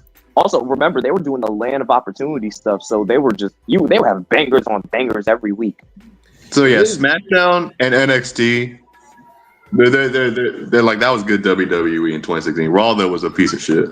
Because SmackDown they were doing Raw on Mondays, of course, but they were doing SmackDown on Tuesdays. So SmackDown was live instead of being taped because it had been taped all this time until this time period. But the big dog Roman Reigns, WrestleMania. What was the build up for this match? This match did not need to happen. The only thing I remember from this match, the only thing I remember was when Roman Reigns started going around saying he quote unquote retired the Undertaker, only for him to come back the next WrestleMania. Like what the fuck kills me is then? I retired the Undertaker just for him to come back. This is the only thing I remember from this match. Roman going around saying it's his yard, and then they just switched the match to be no holds bar right before the match even started. I think it did ass started because Roman started calling WWE his yard, and Undertaker just randomly came out and said, "Nah, this my yard, and you ain't beat me." And I'm like, "What the fuck is this shit?" Like, for some reason, this was the main event that year. This was the main event, WrestleMania 33. It was the era of Roman Reigns where they were like, we're gonna make you like Roman, and everyone was like, we still don't like Roman. Yeah. So they're like, okay, what if we have him beat Undertaker? Y'all will like him then, right? And then he goes on the Raw after, and they boo him out the building. They booed the shit out of this man, bro. They think that the audience is dumb. We're not dumb. And this might have been the year that he also went against Cena, and they booed Cena buried the shit out this man, bro. Yeah. This was the year that John Cena said to Roman Reigns, he said, and I quote, "I could do this better part-time than you ever could full-time." And then he said, "This is a promo. If you go, this is the promo. If you want to be a big dog, you gotta learn how to do the promos." I'm like, yo, this nigga was burying the shit out. Yeah, he was burying. He was cooking him alive. He said, I came back because you couldn't do your job. I was like, oh my God. God, Lord. I was like, bro, Roman Reigns, he couldn't even say nothing. He tried to say something, he just started stuttering. Like, oh yeah, it was over. Yeah, there was a time when Roman was like, bro, compare that promo to any Roman Reigns promo in the last like 4 years. He has improved so much. It's not even funny. My God. He's for real. Yo. Absolutely. Thank God he organically got over, because during this time, bro, I think this is before he had announced he had leukemia and stuff like that. Boy, niggas was booing the shit out of him. It didn't matter what he did. Remember, here's the thing though. Even after he announced he had leukemia, they still booed him. But like, it wasn't that bad though. It wasn't that. Well, remember, this is also the time we was booing him. But if you was watching TV, if you was watching Raw live, you couldn't tell because they were piping in crowd noise. Yeah, like. And then this is the time, like, and then plus you gotta remember, he was in the what ended up happening is that the Shield had gotten back together. He had said he got leukemia. Dean Ambrose ended up turning with Seth Rollins, and then when Roman came back, it's like, yo, this is a brotherhood. We gotta stick together. And this is before Dean had left. And that's when they did that last Shield match. Shield's last run. After that, I forgot what the fuck. Seth went on to beat. I'm trying to see the Seth. I think this is already time where Seth had already beat Brock. Yes. Roman really wasn't doing shit, and he left anyways. Oh man. During WrestleMania 2020, because of his leukemia and he wasn't trying to catch COVID. And the thing is, this would have been the moment the Shield had all the belts because Seth was IC champion, Roman was Universal champion until he had to leave, and then they won the tag belts. They had all the gold on Raw. Bro, the days when Roman was the most hated man in wrestling. Oh man, I gotta say, those were the days, man. I gotta say, for real, like, those were the fucking days. Now this next one, this was John fun. Cena. This was John Cena. This match should have happened years ago. Here's the thing. This match build-up alone makes it succeed. I want to talk about the build-up to this. This was the year Cena said he had nothing for WrestleMania, so he's like, you know what? I want to fight the Undertaker. And Taker would not respond. So he was like, come on, Taker, let's fight. And Taker was like, man, please. And then Cena fought Kane because he ended up saying he's like, Taker's scared of me. Taker's scared of me. He don't want no problems with Cena. And Kane was like, excuse me? You're not even worthy of fighting my brother. He fought Kane, beat Kane, and Cena was like, you know what, since Taker wants to be a punk, I'll just sit at WrestleMania in the crowd. And then he's in the crowd, drinking beers, having a good time, until someone comes and says, Taker's here, he wants to box. And Cena was like, word? And so he gets his gear on, he does the entrance, the dude hit the trumpets, runs to the ring. We think Taker's not going to show up. You forgot one. Taker shows up, and he basically hits all the classics in squash match. He said old school, choke slam, tombstone. That's it, you're done. And this is what Cena wanted too. Cena said he this match should have happened years before 2018. Well, yes, but Cena always said no. Well, my God, man. The fact that we finally did get the John Cena WrestleMania match and it was just fucking a squash match is very disappointing. But also, it was very good. No, hold on. It was Vince who actually said no to all those. Cena wanted the match a while ago, but Vince kept on saying no. Yeah, I know Vince because Vince didn't want to turn him heel. Hey, y'all see somebody? All I see is a t-shirt and a hat. Wait, for this one, Cena did this match because this was around Undertaker going through his depression phase because he had those terrible matches back to back. So Cena wanted to give him one to where he could get his confidence back. So it was basically a squash match to get Taker to feel confident. I'll say this though. The fact that John Cena managed to get the crowd to boo the Undertaker was fucking incredible. Yeah, I did like this match. John Cena's probably like a top 3 promo of all time.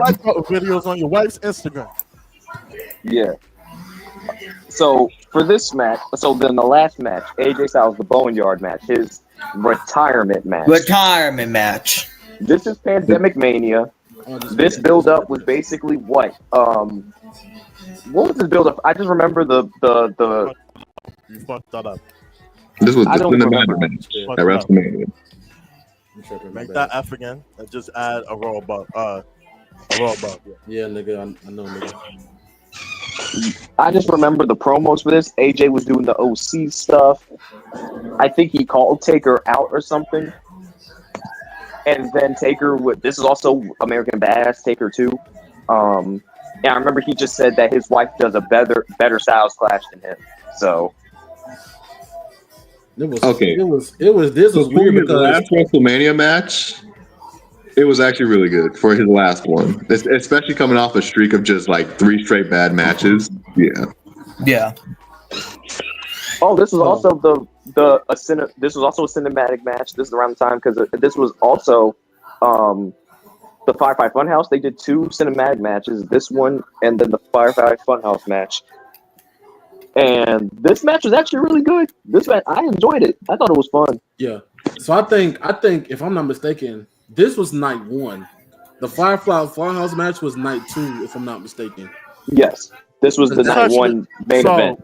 Yeah, I was about to say this is actually the night 1 main event. Yeah. Which means AJ Styles has a main event WrestleMania.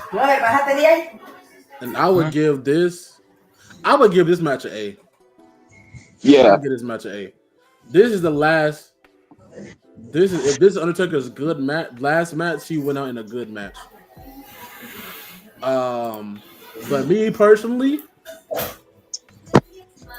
I'll put it right here. I agree. It's an A for me. I'll put it right here. So now I told y'all I was gonna create an S tier. The one person y'all was gonna say was Sean, so I automatically just moved Sean in the S tier. End of an era is S tier. End of an era? That's S tier. I'll be honest, and this might sound biased, since this is my favorite. Edge is also S tier. You know what? I got something for that. Yeah, I got Edge for that. Yep. Okay. But yeah, okay like I think those five, yes, those five are definitely S tier. Yes. And then these, because I don't think this is better than the first Sean match, so I gave this one before I made the S tier a B minus. So I mean a B plus. Shit, I'm tripping. But I think these matches, I think this is a good list. 05, yeah, I'm okay with this list. 05 to like 09 was definitely the best era of Undertaker matches. Hold on. I see an error. What happened? What? Move that Giant Gonzalez match last. That is the worst match damn near WrestleMania history. Put that shit last. I got something for that. Oh yeah. You put like He gets his own tier. Yeah, he get his own tier list. Hold on, you fucked it up. It's gone. I thought it was guns. I thought it was like this. No. Just put F and then hit the row below. Fuck, I'm tripping. God damn it. Look at my dumb ass. Man, don't worry, I make the same mistake sometimes. I'm tripping. You know what? I'm just gonna do it like hey, this. fuck you. Oh shit. Your existence was a mistake. Bring this down.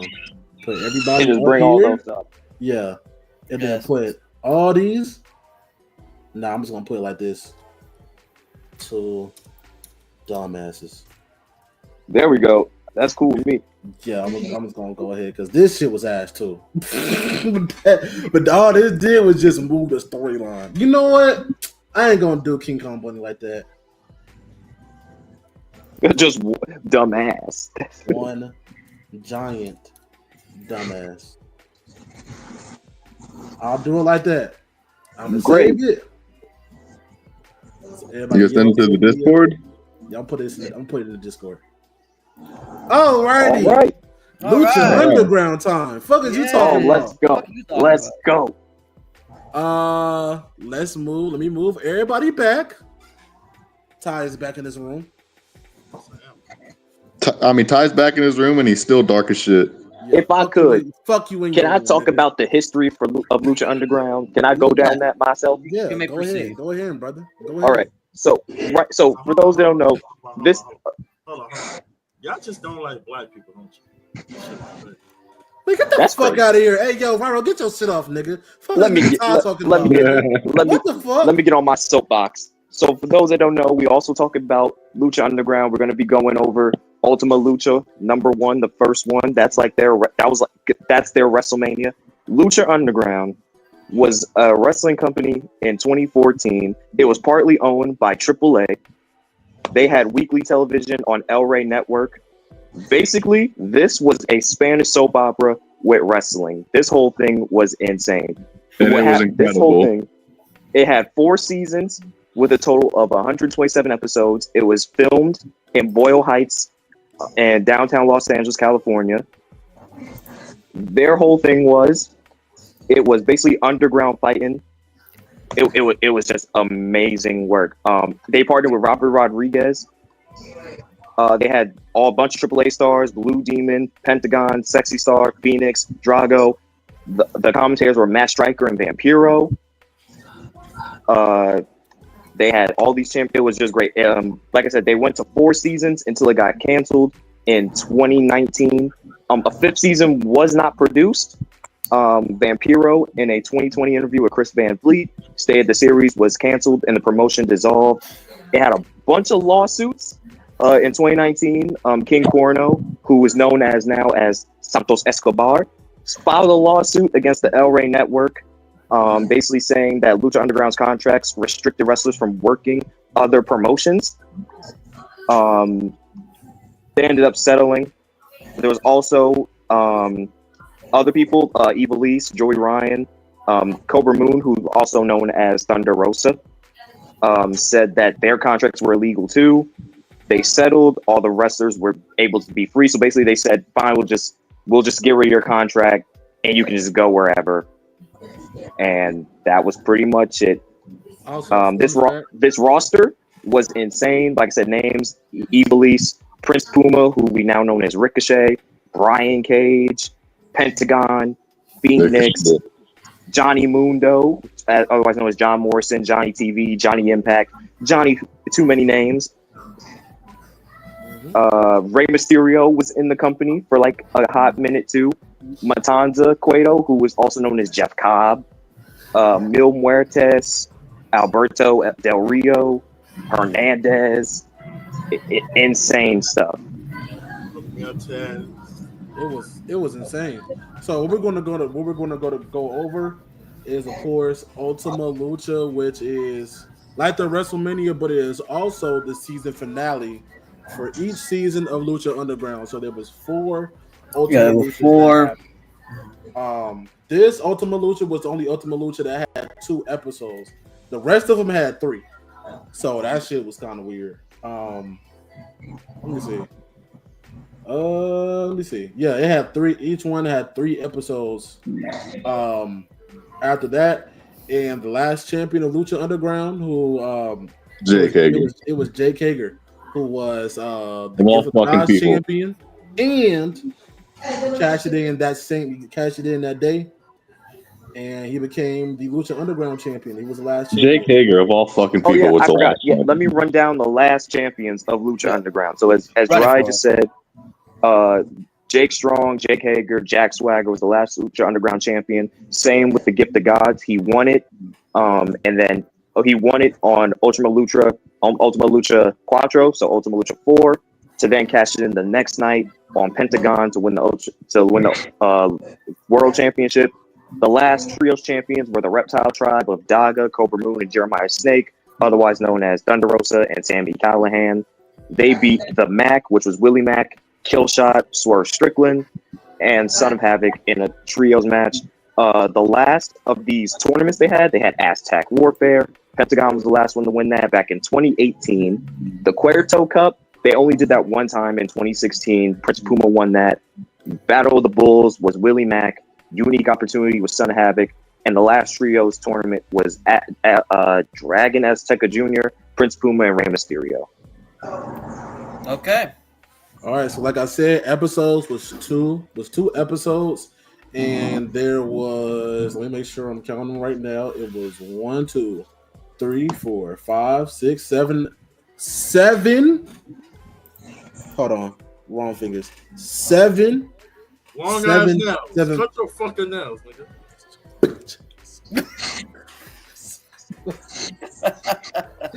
Fuck out of here, nigga. All I see is a floating hat in the headphone, nigga. Fuck wrong with all I see is what did I say? Yeah. Is that your closet? Let's get into it. Anyways, 7 matches. The first match that was on episode 1 was Willie Mack versus Cage. So, like always, I'm of course going to give y'all the build up to each match. Yeah, look at the closet. Look at the fuck. You got a body in that motherfucker. This guy sound like skeletons, huh? That fake ass green screen. Yeah, what about it's fake. I want to mention Stevie Wonder House right now. What the fuck? I also want to mention between the matches with Lucha Underground, they had scenes of stuff that was going on backstage in the temple. I forgot to mention the place they wrestled was the temple. They called it the Lucha Underground Temple. Before this match happened, before the Cage and Mac match happened, on part 1, it began with Dario Cueto, who's also he's basically the Vince McMahon of this whole thing. He runs this whole thing. Him and Black Lotus. It begins with them. He kept them both in prison in the temple. Him and his brother Matanza Cueto. There, Matanza Cueto claimed that the murder of Black Lotus' parents was not Matanza Cueto, but Dragon Azteca Jr. because the whole thing of Black Lotus coming to the temple was to try to get revenge on Dario and Matanza, because she was under the assumption Matanza was the one that killed her parents. It's just Dario manipulated her into thinking it was Dragon Azteca Jr. and his family, which then goes into Brian Cage and Mac. So now we can get into that in the build-up for that match. All right, so the first match was Willie Mack, aka the Mac, versus Cage, the Machine. I ain't gonna lie, bro. Brian Cage was built so fucking good, man. So For fucking real. good in Lucha Underground, bro. I don't know what the fuck it was, man. I think it might have been because originally he originally came in, like they were building him up like a fucking monster. Like even I'm sorry, go ahead. Like he was even when he was being defeated, he was looking good in defeat. Like it was just one key moment I want to talk about before the final design of the Ultima Lucha Championship. I'm sorry, the Lucha Underground Championship. Basically, Prince Puma had won it. For Cage to come out, beat up Prince Puma, and rip that joint in half, and then wear it on his shoulders. Absolutely insane. I want to say what I want to comment on Guy's comment.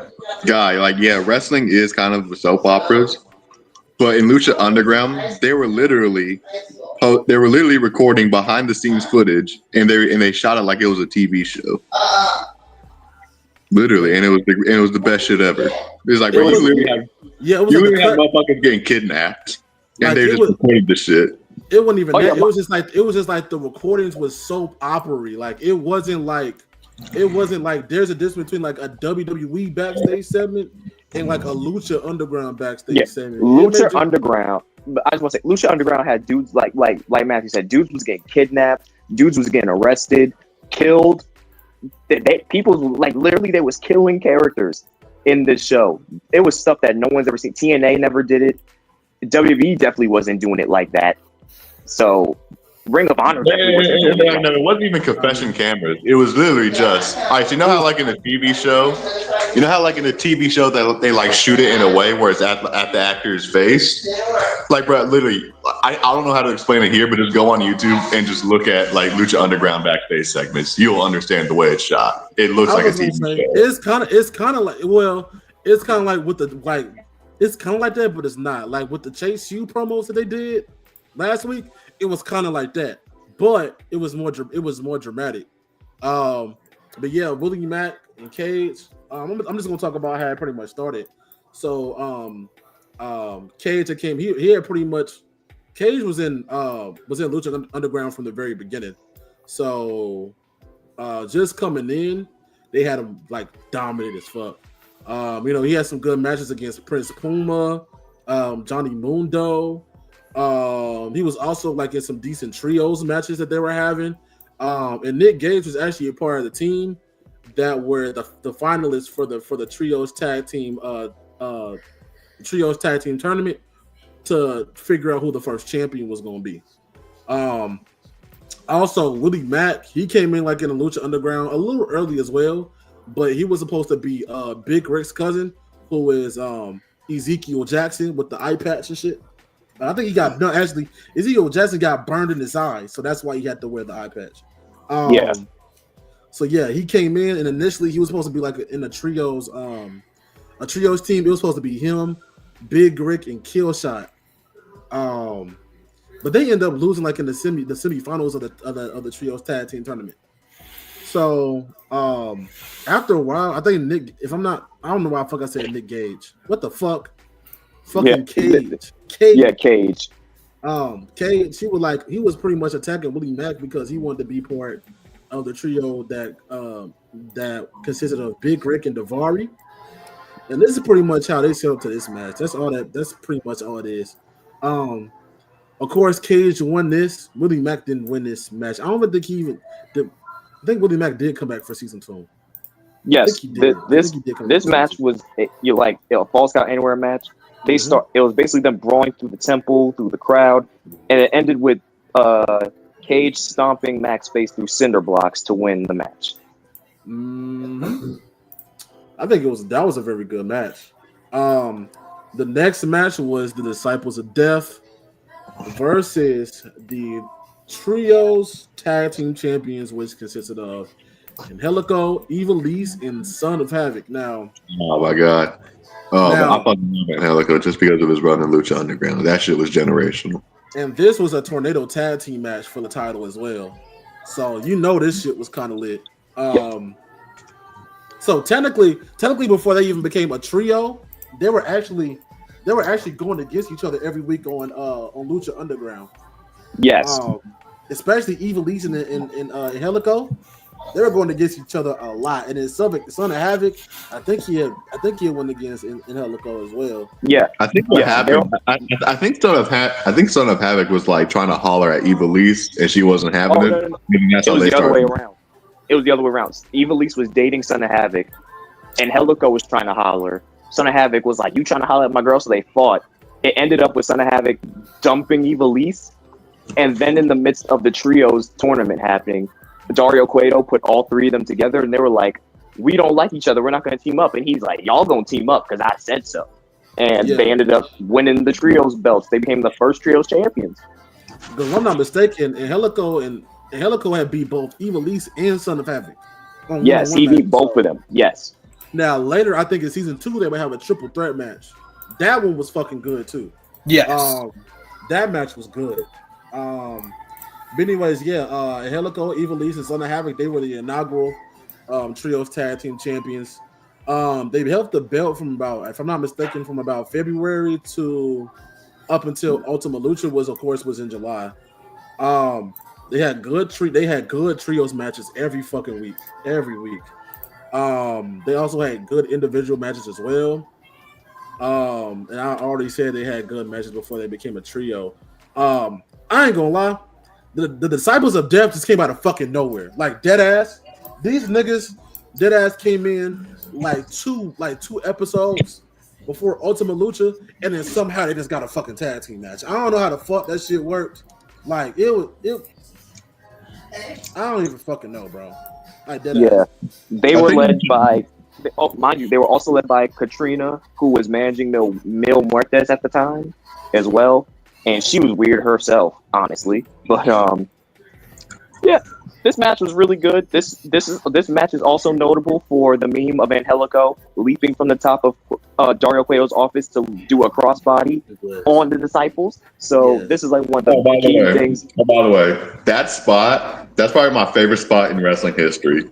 Because high flying spots don't usually impress me anymore. But that shit was fucking impressive.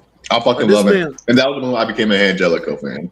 Like this nigga deadass ran and just leaped. Like it was crazy as hell. For real. That was the most impressive shit I've ever seen in wrestling. I kid you not. Oh, also Evilise and I've been an Angelico fan ever since as well. Yeah, I also think Lucha Underground was the last. I think Lucha Underground was the last actually like somewhat major wrestling company that featured intergender matches, right? Yes, they had. Oh, I forgot. Yes, Lucha Underground was doing intergender matches on the regular. Because like you were having Pentagon Junior versus Sexy Star, and I'm gonna get into that later with the Pentagon Junior match as well. But yeah, they were doing intergender matches like it wasn't shit. Like it was like another day at the motherfucking office, honestly. Yeah. But this match ended up with the Disciples winning the match because Evilise got hit in the head with Katrina Stone, which led to the Disciples pinning Evilise to capture the titles. This was the first title change in Lucha Underground history. Yeah, but then they would end up. It's crazy. The thing about it is they would end up getting the trios belts back, and we would never see the Disciples of Death again, bro. We didn't. Like never saw them niggas a day again, bro. They did ass had like 8. I think they had like 8 matches in Lucha Underground, like dead ass. Yeah, like it was. Yeah, so Disciples of Death one. Yeah, that shit was crazy. Now we have the Believers Backlash match between Drago and Hernandez. Now, the Believers Backlash match is pretty much a lumberjack match where fans from the temple would have belts. Now, stay with me. We had belts. And whoever, I think it was mainly geared towards Hernandez because Hernandez was the heel in this situation. Yes. But if whenever Hernandez would come out the ring, they was hitting the shit out this nigga. Like, I think Hernandez even grabbed the belt from somebody. And that nigga was looking scared as shit. Yes, the whole thing was selected. It says it was supposedly selected fans. Like Dry said, they gave them belts and they had his lumberjacks. Anyone, it says the believers refused to attack Drago, so all they did was beat up Hernandez. So it was very one sided. Very one sided. Yeah, so they kind of had Drago as the face of this situation, and they had Hernandez as the heel in the situation. But when Drago debuted, he had a very good triple threat match with Prince Puma and Phoenix. That shit was good. He was a very skilled luchador. He ended up, if I'm not mistaken, feuding with King Cuerno for a couple of weeks. And then him and Aerostar, they had a good best of 5. They had a good best of 5 series between them.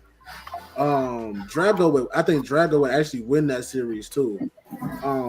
He would go on the feud with Prince Puma, who was at the time the luchador, the Lucha Underground champion. But then again, Hernandez, he had came into the company as an associate above Conan and Prince Puma, but he pretty much turned on both of them. Especially after he actually had lost in the match against Puma for the Lucha Underground Championship. He had turned on both of them niggas. Drago would end up winning a fatal 4-way match that had Hernandez a part at that match. And Drago won. He had won that match, and Hernandez was pissed off about that. So he would pretty much screw Drago out of his title opportunity, and his title opportunity actually went to Mil Muertes, who would go against Prince Puma on part 2 of Ultimate Lucha. Yeah. So I think that's kind of how I remember it going. Yeah. This match was really good. Like Jiraiya said, they were armor straps. They just refused to beat Drago, so they were just beating up Hernandez. He hit a boulder toss onto some of the believers on Drago. Tried to dive on Drago for Drago to spray mist in his face mid-air. He then took some nunchucks out and attacked him with those. Dove and hit Hernandez through a table for him to hit another top splash in the middle of the ring and pin him for the win. And that was the main event of part 1 of Ultima Lucha. But that's not where this episode ends. Because part 1 ended with Dragon Azteca arriving at the temple's entrance, fighting a hooded man to a draw. He then goes to the temple to try to rescue Black Lotus, like I said, who was captured by Dario and Matanza and held hostage at the beginning of this episode.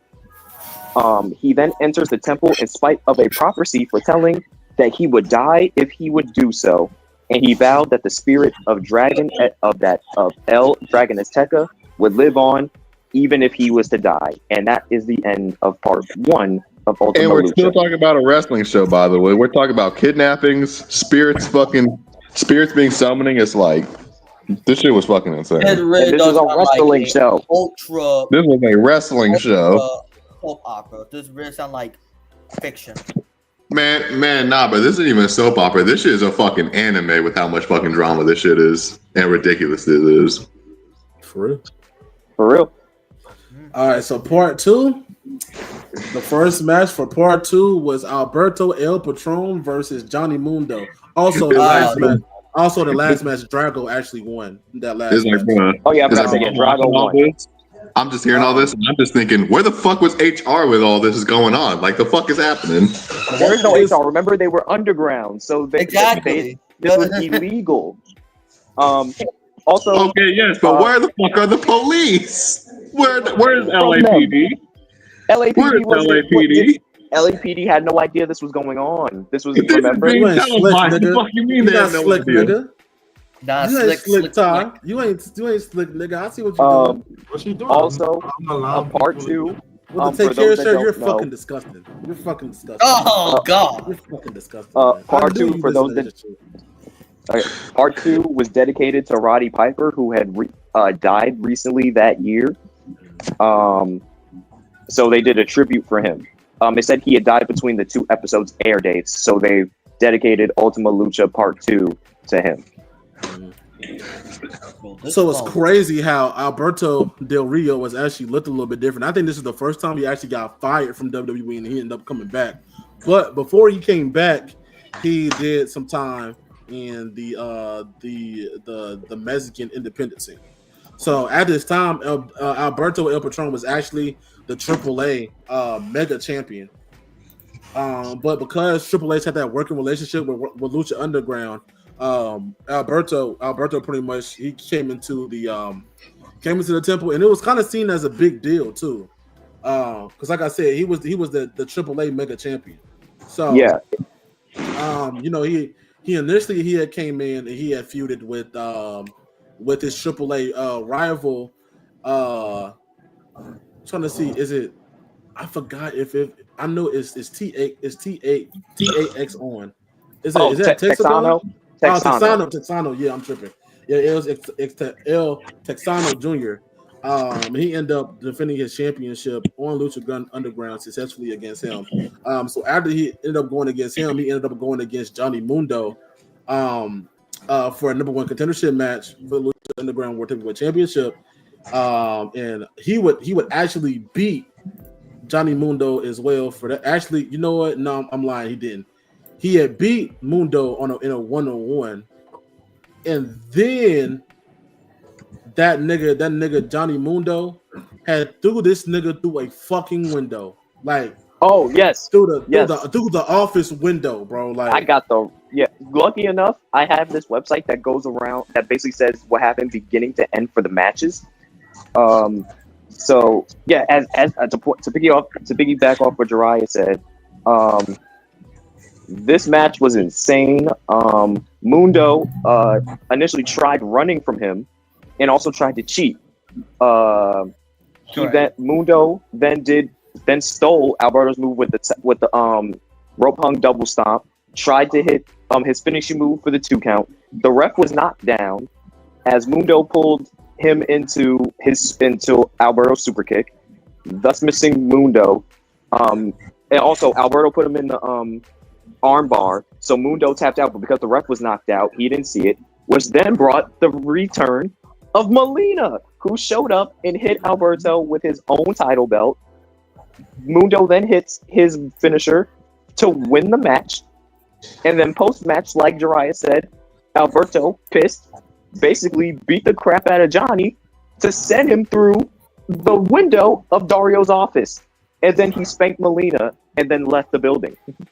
Then went back to WWE. That ass right after this. Yeah, that ass. Yes.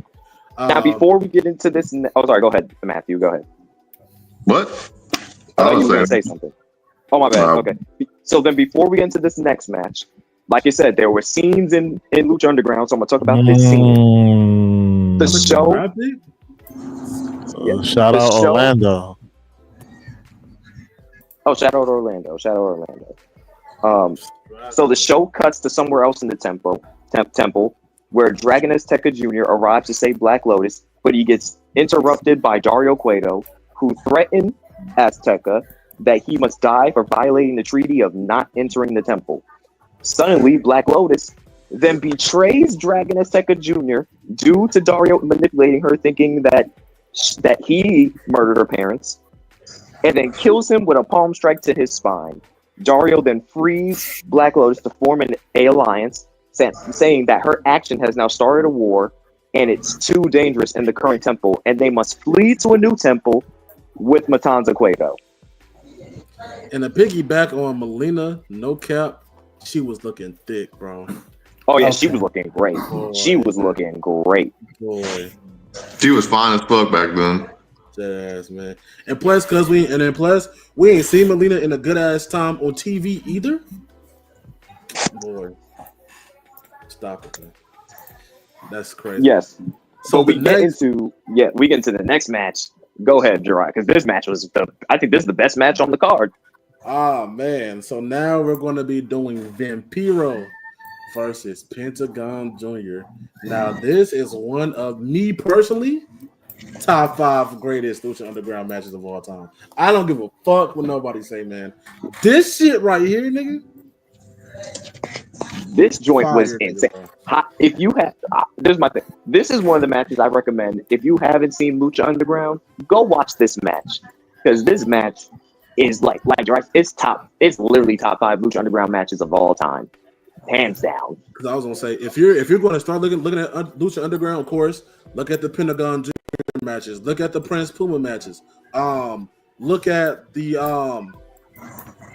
of course, look at the trios matches that Helico, Evil East, and Son of Havoc was having before Son of Havoc ended up getting injured. Go look at Brian Cage, bro. That nigga was good there. Look at some of Killshot's matches.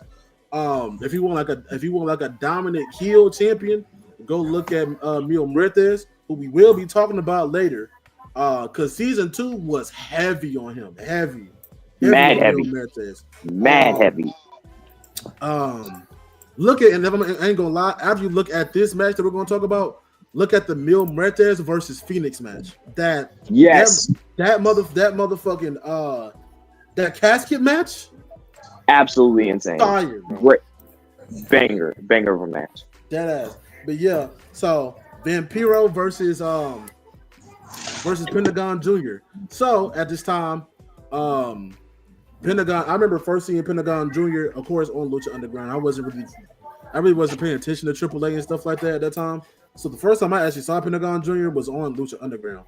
And you can just tell, just based off of his character, just the character, that character itself, that he was going to be a focal point on Lucha Underground if it stayed longer. And of course, he ended up being a main focal point of Lucha Underground. So Pentagon, what he was doing, bro, he would have matches with motherfuckers, and he would break these niggas' arms, as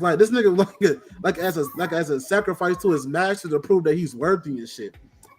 So after a while, commentary when it came to like Pentagon and shit like that, and the fans too, like when it would come to like Pentagon having matches and shit, like niggas would be like, oh, look at this bullshit that Pentagon finna do. Like niggas was dead ass scared for his opponents, dead ass, because niggas was like, yo, this nigga could break this nigga or this female's arm, bro.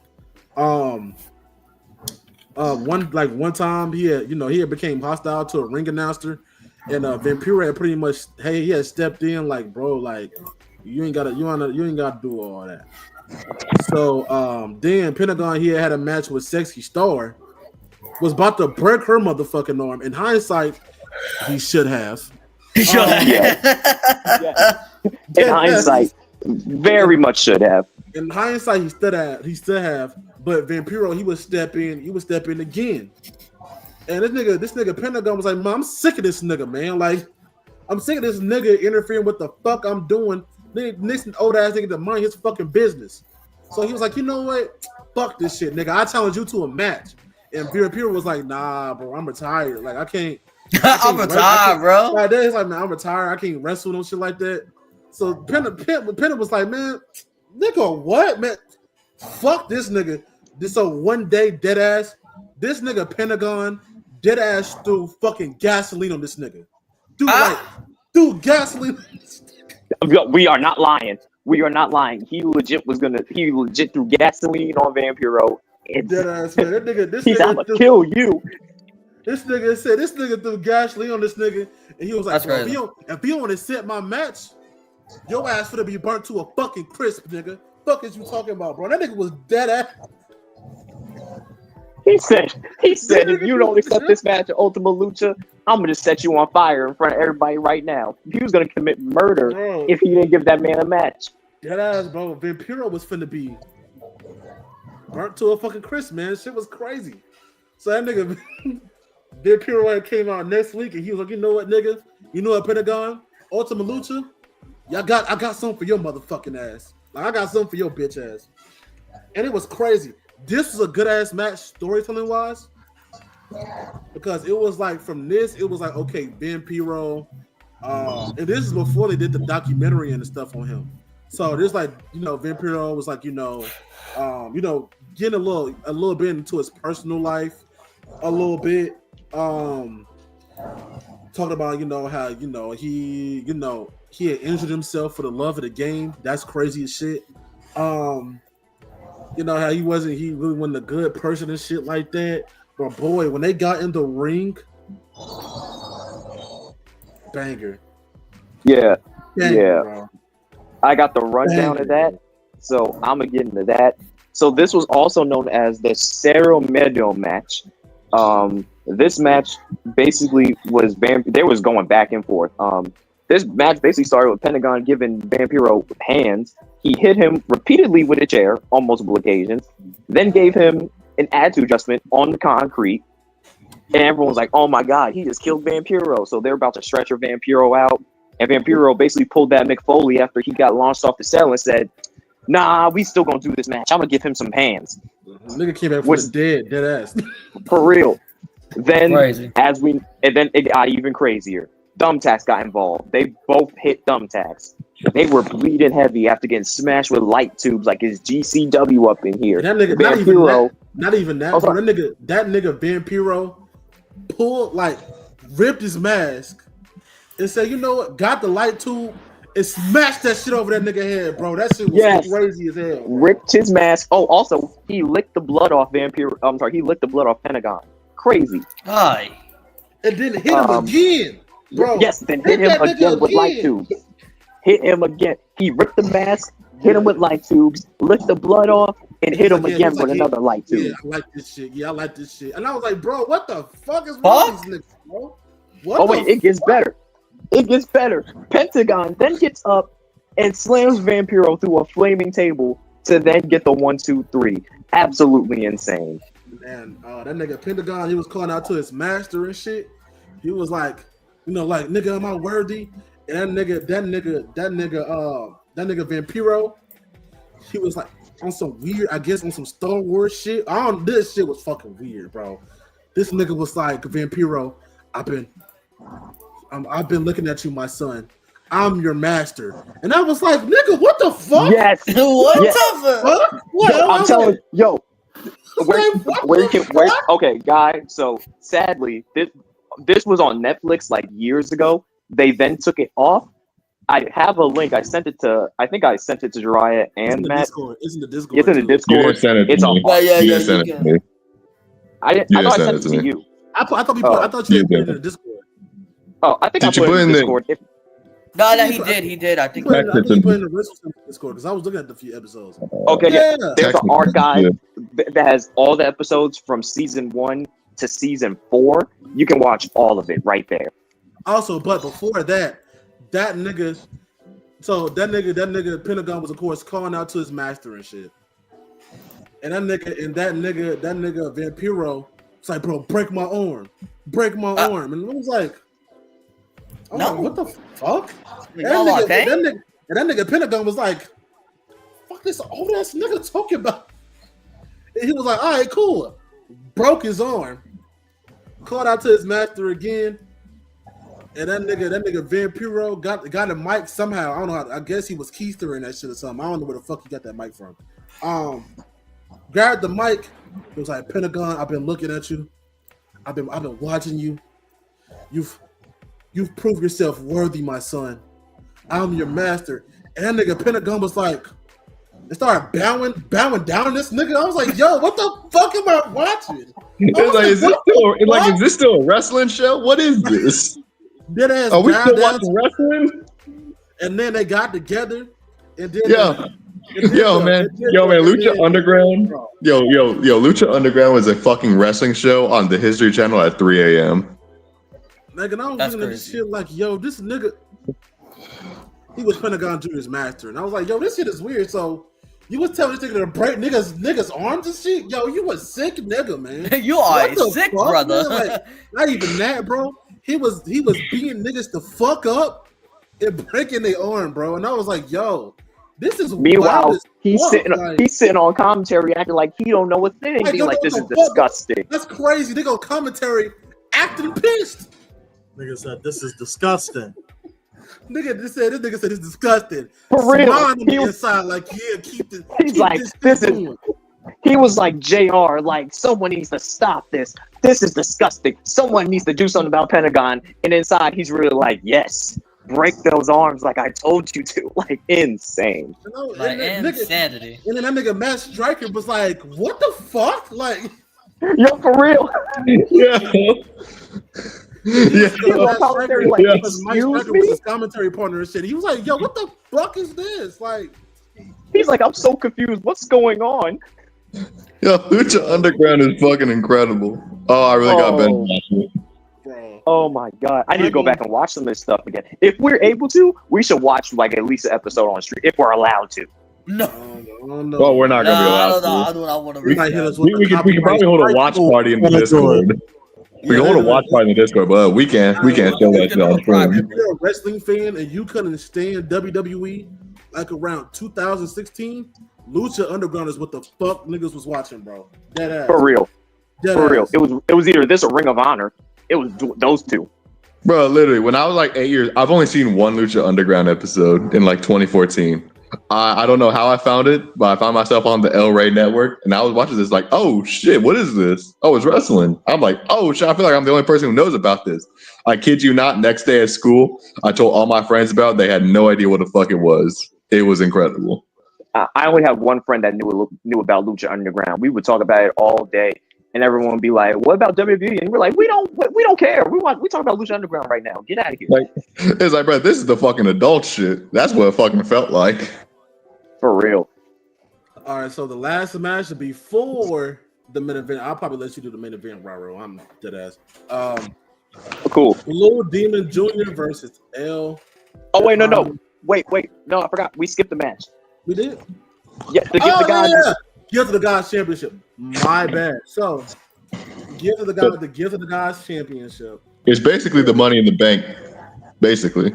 Yeah. So pretty much how it was explained on TV is that the Aztecs, the legendary Aztecs, had like seven little medallions type shit. And when you bring them together, it grants that person like a unique opportunity. So what would end up happening is that it would be individual people who were wrestling for these medallions, and at Ultima Lucha, what they would do, they'll bring all the 7 people together and have them go against each other for the gift of the Gods champion to pretty much figure out who would be the inaugural gift of the God champion. So the people who had medallions were Aerostar, Bengala, Big Rick, aka Ezekiel Jackson, Phoenix, Jack Evans, King Cuerno, who was of course Santos Escobar, and bitch ass Sexy Star. And Phoenix will actually become the inaugural. He will become the inaugural gift of the Gods championship, so he could dead ass cash it in just like the Money in the Bank for a title opportunity whenever the fuck he felt like it. Yes. The difference with this is that the difference with the gift of the God championship is that you have to collect all the medallions on the title before you can officially cash it in. And then after the person cashes it in, the medallions scatter again. So you gotta have matches to get those medallions back. Yes. Gift of the God champion. Like, nigga, is this fucking Dragon Ball, nigga? Like, what the fuck is I'm telling you, this show is crazy. But yes, this match had a bunch of stuff. Aerostar diving off the balcony onto wrestler Sexy Star. Oh, I forgot. There was a character named Marty the Moth. Weirdo, dude. He had a fixation with Sexy Star around this time. In this match, he tried to interfere, but she basically got him up out of here. King Cuerno got rid of Bengala with a suicide dive. Big Rick took out Sexy Star with a Uranagi. But then was attacked with a chair by the interfering Davari. And he got hit with a. And Davari would end up being a close associate with Big Rick, aka Ezekiel Jackson. Yes. Yes. Evans then kicked King Cuerno in the head to get him up out of here. So leave just him and Phoenix in the ring. Phoenix hit the fire driver for him to win the championship. Brother, you all right? You was looking like you was Like you were dazed and confused, brother. You all right? I'll look at my other screen. I'm also okay, that's right. You say you tired? I mean, we damn near at the 2-hour mark. So No, we ain't got to wrap we almost done, bro. We're almost done. This is look at this. show. Look at this dark ass nigga. Anyway, we got 2 more matches. You know what? I didn't even mean to do that. My bad. I'm gonna get your dark ass off the screen. Why you do that? But yeah, the next match after this, I completely skipped over this shit. I don't know why the fuck I did that. The next match is going to be Blue Demon versus I forgot how to fucking pronounce it. Texano Jr. El Texano Jr. So originally, this was actually supposed to be El Texano Jr. versus Chavo Guerrero, but Chavo Guerrero ended up getting injured. So how they pretty much did this, like on a backstage segment type shit. Chavo, he was backstage and shit, injured and shit like that. And then Blue Demon was like mocking him, like, man, look at this. Man, look at this nigga, man. Like, look at your injured ass, man. Like on some bullshit. So that nigga Chavo was like, bro, like, are you really Mexican, nigga? Cause you don't even live in Mexico, nigga. You live in Florida, nigga. No, he's like, no, you live in Texas, nigga. Oh, that nigga Blue Demon Jr. was appalled. Like, nigga, what the fuck? Fuck you mean by that, bro? So he was like, I got something for this nigga. So this nigga was pissed off, and that nigga attacked El Texano Jr. for no fucking reason. For no reason. He's like, yeah, nigga, I'm the real Mexican in this motherfucker. And I was like, yo. It's like, bro, Hispanic on Hispanic racism is probably the only accurate thing about the show. And I was like, what the fuck? Like, dead ass? This was dead ass last minute. This feud right here was dead ass last minute. That was this was literally Mexican on Mexican racism. Like, damn. Bro, it was quite, like I said, this match is supposed to be different, but Chavo got injured, so had to go audible. So this match, it was no DQ. Mr. Cisco and Cortez Castro, who were part of the crew, who was like one of the first factions of Lucha Underground. They were like one of the first trios. They tried to help Demon by breaking up the pin when Texano hit a tilt-a-whirl backbreaker, but he fended him off. Chavo then comes out with a chair, sees that he was going to hit Blue Demon, to then crack Texano across the back, past the chair to Demon, who then cracked the Texano gave him a head shot, and then he got the win. So Chavo turned heel. That's CTE. Hey man, who's Chavo? It's Chavo. Fuck Chavo. It's Chavo, brother. Chavo was fucking wild. But anyways, this is the main event. Mil Muertes, who was being built up all season 1 as this bro. Mil Muertes. Okay, the only way to describe Mil Muertes in Lucha Underground is Brock Lesnar in his prime. This man was over here just killing everybody. On steroids. For real. Out here just murdering people. Nigga dead ass murdered Phoenix, and that shit was crazy. For real. Like Ryan said, he's gonna let me take care of this main event. So this whole thing was Prince Puma defending the Lucha Underground Championship against Mil Muertes. Prince Puma was the first ever Lucha Underground champion. Also, Prince Puma was also getting managed by Conan at the time. Mm-hmm. They took out Conan before this match, so he had to go alone. But this match was just insane. Katrina, who was Mil Muertes' manager, accompanied him through this match. She repeatedly kept lifting her magic stone. Basically, this is another thing. Katrina had a magical stone. To compare this is what Undertaker's urn was. Like Paul Bearer with the urn and him lifting the urn that gave Taker the power. This was basically that. She held a magic stone, which basically gave Mil Muertes basically the power to recover. So think of it like that. Prince Puma, he got 2 counts after he did a fireman's kick, basically a detonation kick and a Northern Light suplex. He kicked out after Mil Muertes speared him out of the ring and through a table, then powerbombed him through the rest of the broken table. So he speared him through the table for him to pick him up and powerbomb him through the table pieces. absolutely insane. Prince Puma then hit a 630 senton, which was his finisher, for a near fall. Mil Muertes then dodged another 630, hit a spear, and then a flatliner on Prince Puma for him to kick out. Mind you, through Lucha Underground, anytime Prince Puma and Mil Muertes fought, no one ever kicked out of the 630 or the flatliner. So they both kicked out each other's finishers for the first time.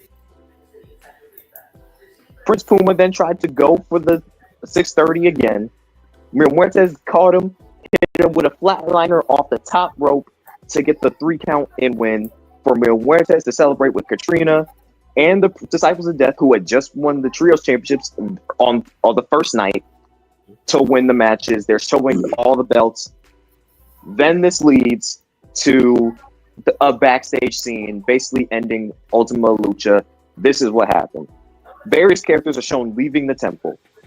Dario Cueto and Black Lotus Matanza are hightailing out of there after killing Dragon Azteca Jr. Son of Havoc, Evilise Angelico all leave. Phoenix is getting chased by King Cuerno. Vampiro and Pentagon leave together. Drago and Aerostar leave together. Meanwhile, Marty the Moth has kidnapped Sexy Star and is like, "You're gonna meet my sister. My family's gonna love you." Basically, he kidnapped her, put her in the van. The hooded man that Dragon Azteca fought in part 1, then puts on Dragon Azteca's mask and sprays a question mark onto the Lucha Underground sign. And the final shot to end off Ultima Lucha in Lucha Underground Season 1 is Dario Cueto turning off the temple lights for it to be continued to be flashed on the screen. And the question mark.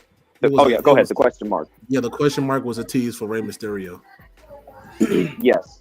I'm gonna go into the aftermath of anything that happens in the season 2. Basically, what happens is season 2, episode 3. Katrina reveals that Conan is dead after being put in a casket on season 1. In reality, Conan revealed that he had left Lucha Underground and AAA. In the same episode, is revealed that the crew member Cortez Castro, who helped Blue Demon in that match, is revealed to be an undercover officer who raided the temple to try to get Dario Cueto arrested. It was also revealed that Blue Demon Jr. retired and moved to Miami. It is also later revealed that also, mind you, yes, there was police. Also, like we said, like when Matthew was like, "Where's the police?" They were trying to nab Dario, but of course they didn't know anything, so that's why they sent in Cortez as an undercover so he can get the lay of where everything was going on. The police captain enlisted Hernandez, Alberto, Big Rick, and Blue Demon Jr. as missing from Lucha Underground. But what really happened was Lucha Underground parted ways with Hernandez. This came after Hernandez wrestled for TNA while under contract with Lucha Underground. Alberto ended up going back to WWE. He returned at Hell in a Cell, and he later vacated his AAA title. And Big Rick Ezekiel Jackson chose not to return to Lucha Underground for season 2, confirmed by his representative. And that's the end of Lucha Underground season 1. Mm-hmm. Lucha Underground was basically a fever dream that you never wanted to wake up from, because it was never seen before with how out of pocket everything was. Yeah, this was this is something. Well, even though they try to do it, for those that don't know, after Lucha Underground ended, MLW, the company, Major League Wrestling, they did a storyline where Dario comes back and he starts MLW Azteca. It's basically a Temu version of Lucha Underground. It's not that good. To piggyback off that, Lucha Underground was a once-in-a-lifetime, one-of-a-kind, can never be done ever again type of situation. This is literally, it's like Jiraiya said, if he wasn't messing with WWE or TNA, because they were being trashed at the time too, you was either watching Ring of Honor, New Japan, or you was watching Lucha Underground. Or you just watch SmackDown. Or you watch SmackDown. Hold on. Hello. Yo, Matt. What? There's an echo.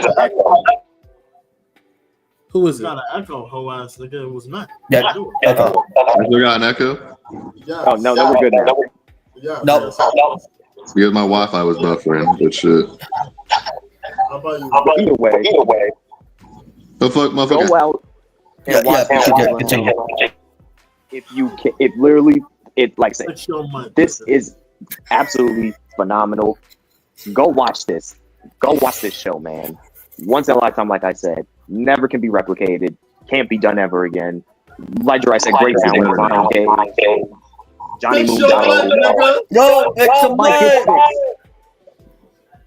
But It yeah, ain't me. and the thing about it is, I caught up on Lucha Underground deadass like after season 1, but like right before season 2 started. So I was just catching up on everything. And the thing about it is the episodes is not that long. It's really not. It's not that long for real. I'm trying to see how many episodes were in the first season. Let me see real quick. I think season 1 might have been the longest. Let me see. So it's 127 episodes, 4 seasons, and I'm trying to see. Let me look it up real quick. I don't think it was that damn long. Why you at a different angle? Okay. So the first, it says their running time was about 60 minutes. So they were on for an hour. They were hour-long episodes. so the first season had 39 episodes. The second season had 26 episodes. The third season had 40 episodes, and season 4 had 22 because it had to be cut short because it got canceled. But they were only an hour long. Each episode was an hour long, which ain't that bad. So by the time you watching, like, I don't really feel like watching Raw. You can dead ass watch 3 episodes of Lucha Underground that day, like dead ass. Because that's what I was doing, and I was watching this shit during the summertime. Because I think was I watching during the summertime? No, I was watching it. Yeah, I was watching this during the summertime when they first went off. Yeah. And I had got through all the episodes by the time season 2 had came back on. Yeah. I had watched it by the time they were doing season 3 because when they got put on Netflix, they had the first 2 seasons up. So I was way late to the party.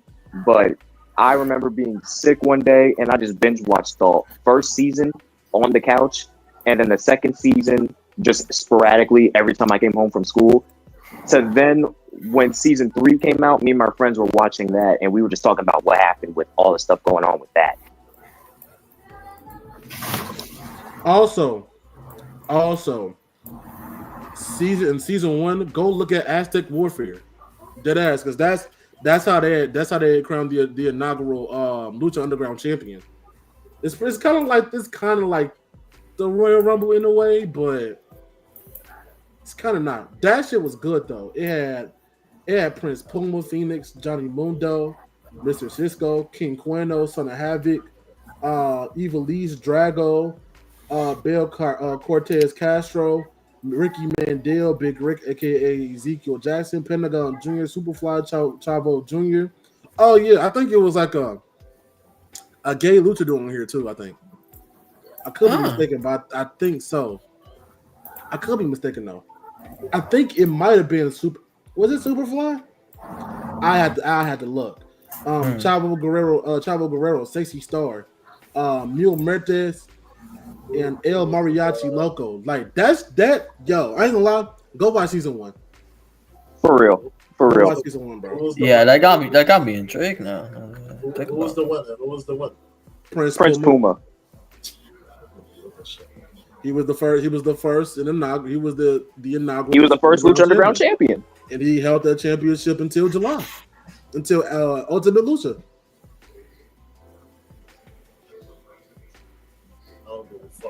Let me for that. So this episode is based on January, and then he dropped it in July for Ultimate Lucha. So he was champion for like a good ass minute. So it was, and then one of the storylines for Prince Puma is like, how the fuck is this nigga going to hold on to the championship? That was like the main storyline for Prince Puma. Everybody's like kind of breathing down his neck and shit. Like you're the champion, you're hunted. Like how you gonna keep the championship? Like yeah, it's cool. You know what I'm saying? Like you having good messages and shit. But one nigga gonna catch you lacking one day. One nigga gonna catch you lacking. And Mil Muertes caught that nigga lacking at Ultima Lucha. But yeah, this shit was good, man. Deadass. Go watch it. Go watch it for Pentagon Jr. Go watch it for Phoenix. Go watch it for Brian Cage. Go watch it for what the hell? What's going on? Okay.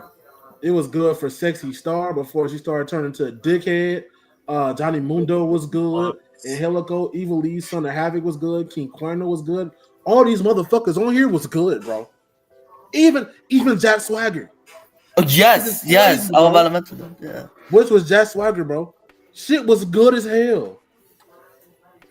For real. Go watch all them Grave Consequences matches, bro. Go look at all the matches. What Except the fuck is Math looking?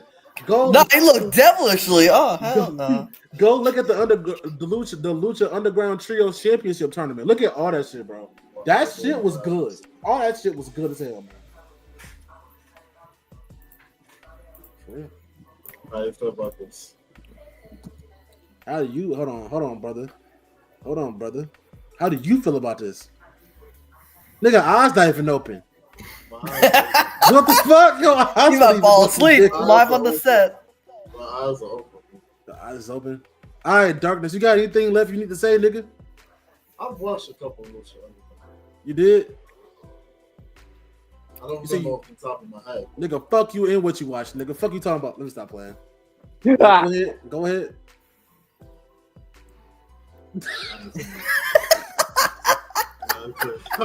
I ain't saying because of this nigga. I ain't saying nothing. Hey man. All right. Well, thank everybody for tuning in for the Wrestle Simps. That ass, man. Thank Eric. Hey yo, what's the echo? Yeah, that came from Matt. But yeah, thank everybody that watched. Of course, this will be up on YouTube. The thumbnail is up. I did the thumbnail. I might probably. What you mean? I got locked in. What happened? Hold on. What's going on? Hey, you gotta lock in. Nigga. You ain't locked in, nigga. You ain't locked in. Hey, the past week or so, I've been locked in. When we go off here, I got something to tell you what this motherfucking Nep did last night, like earlier today. But like, bro, what is going on with me and you? And we get off the air. This happened in the Nugget server, so I have to tell you when we get off there. And I ain't gonna lie, Freaky Fried Chronicles is on the way. Fuck is you talking about? That's crazy. Is this nigga on that? Huh? Right, y'all have a good night. Oh shit! What the fuck? Yo, hold on. Put your two fingers up again. You got some long ass nasty fingers. Look at that, got long ass fingers. We will speak to y'all. Any of your niggas trying to become potters? My shit is not that big. Pause. Nigga. Any of the young niggas trying to become potters? My fingers are not this long in real life. Man, yo, you got some long ass fingers, man. God damn. This is not. You telling me those fingers, bro? My fingers are not this long in real life. Look at your fingers. Your fingers are going from your forehead to almost to the bottom of your chin. My fingers are not this long. Y'all know that big ass. My fingers are. Man, that is the Chromebook camera. Bro, you got them big ass pencil fingers. What the fuck, bro? What the fuck? Yo, that is crazy as hell. This nigga.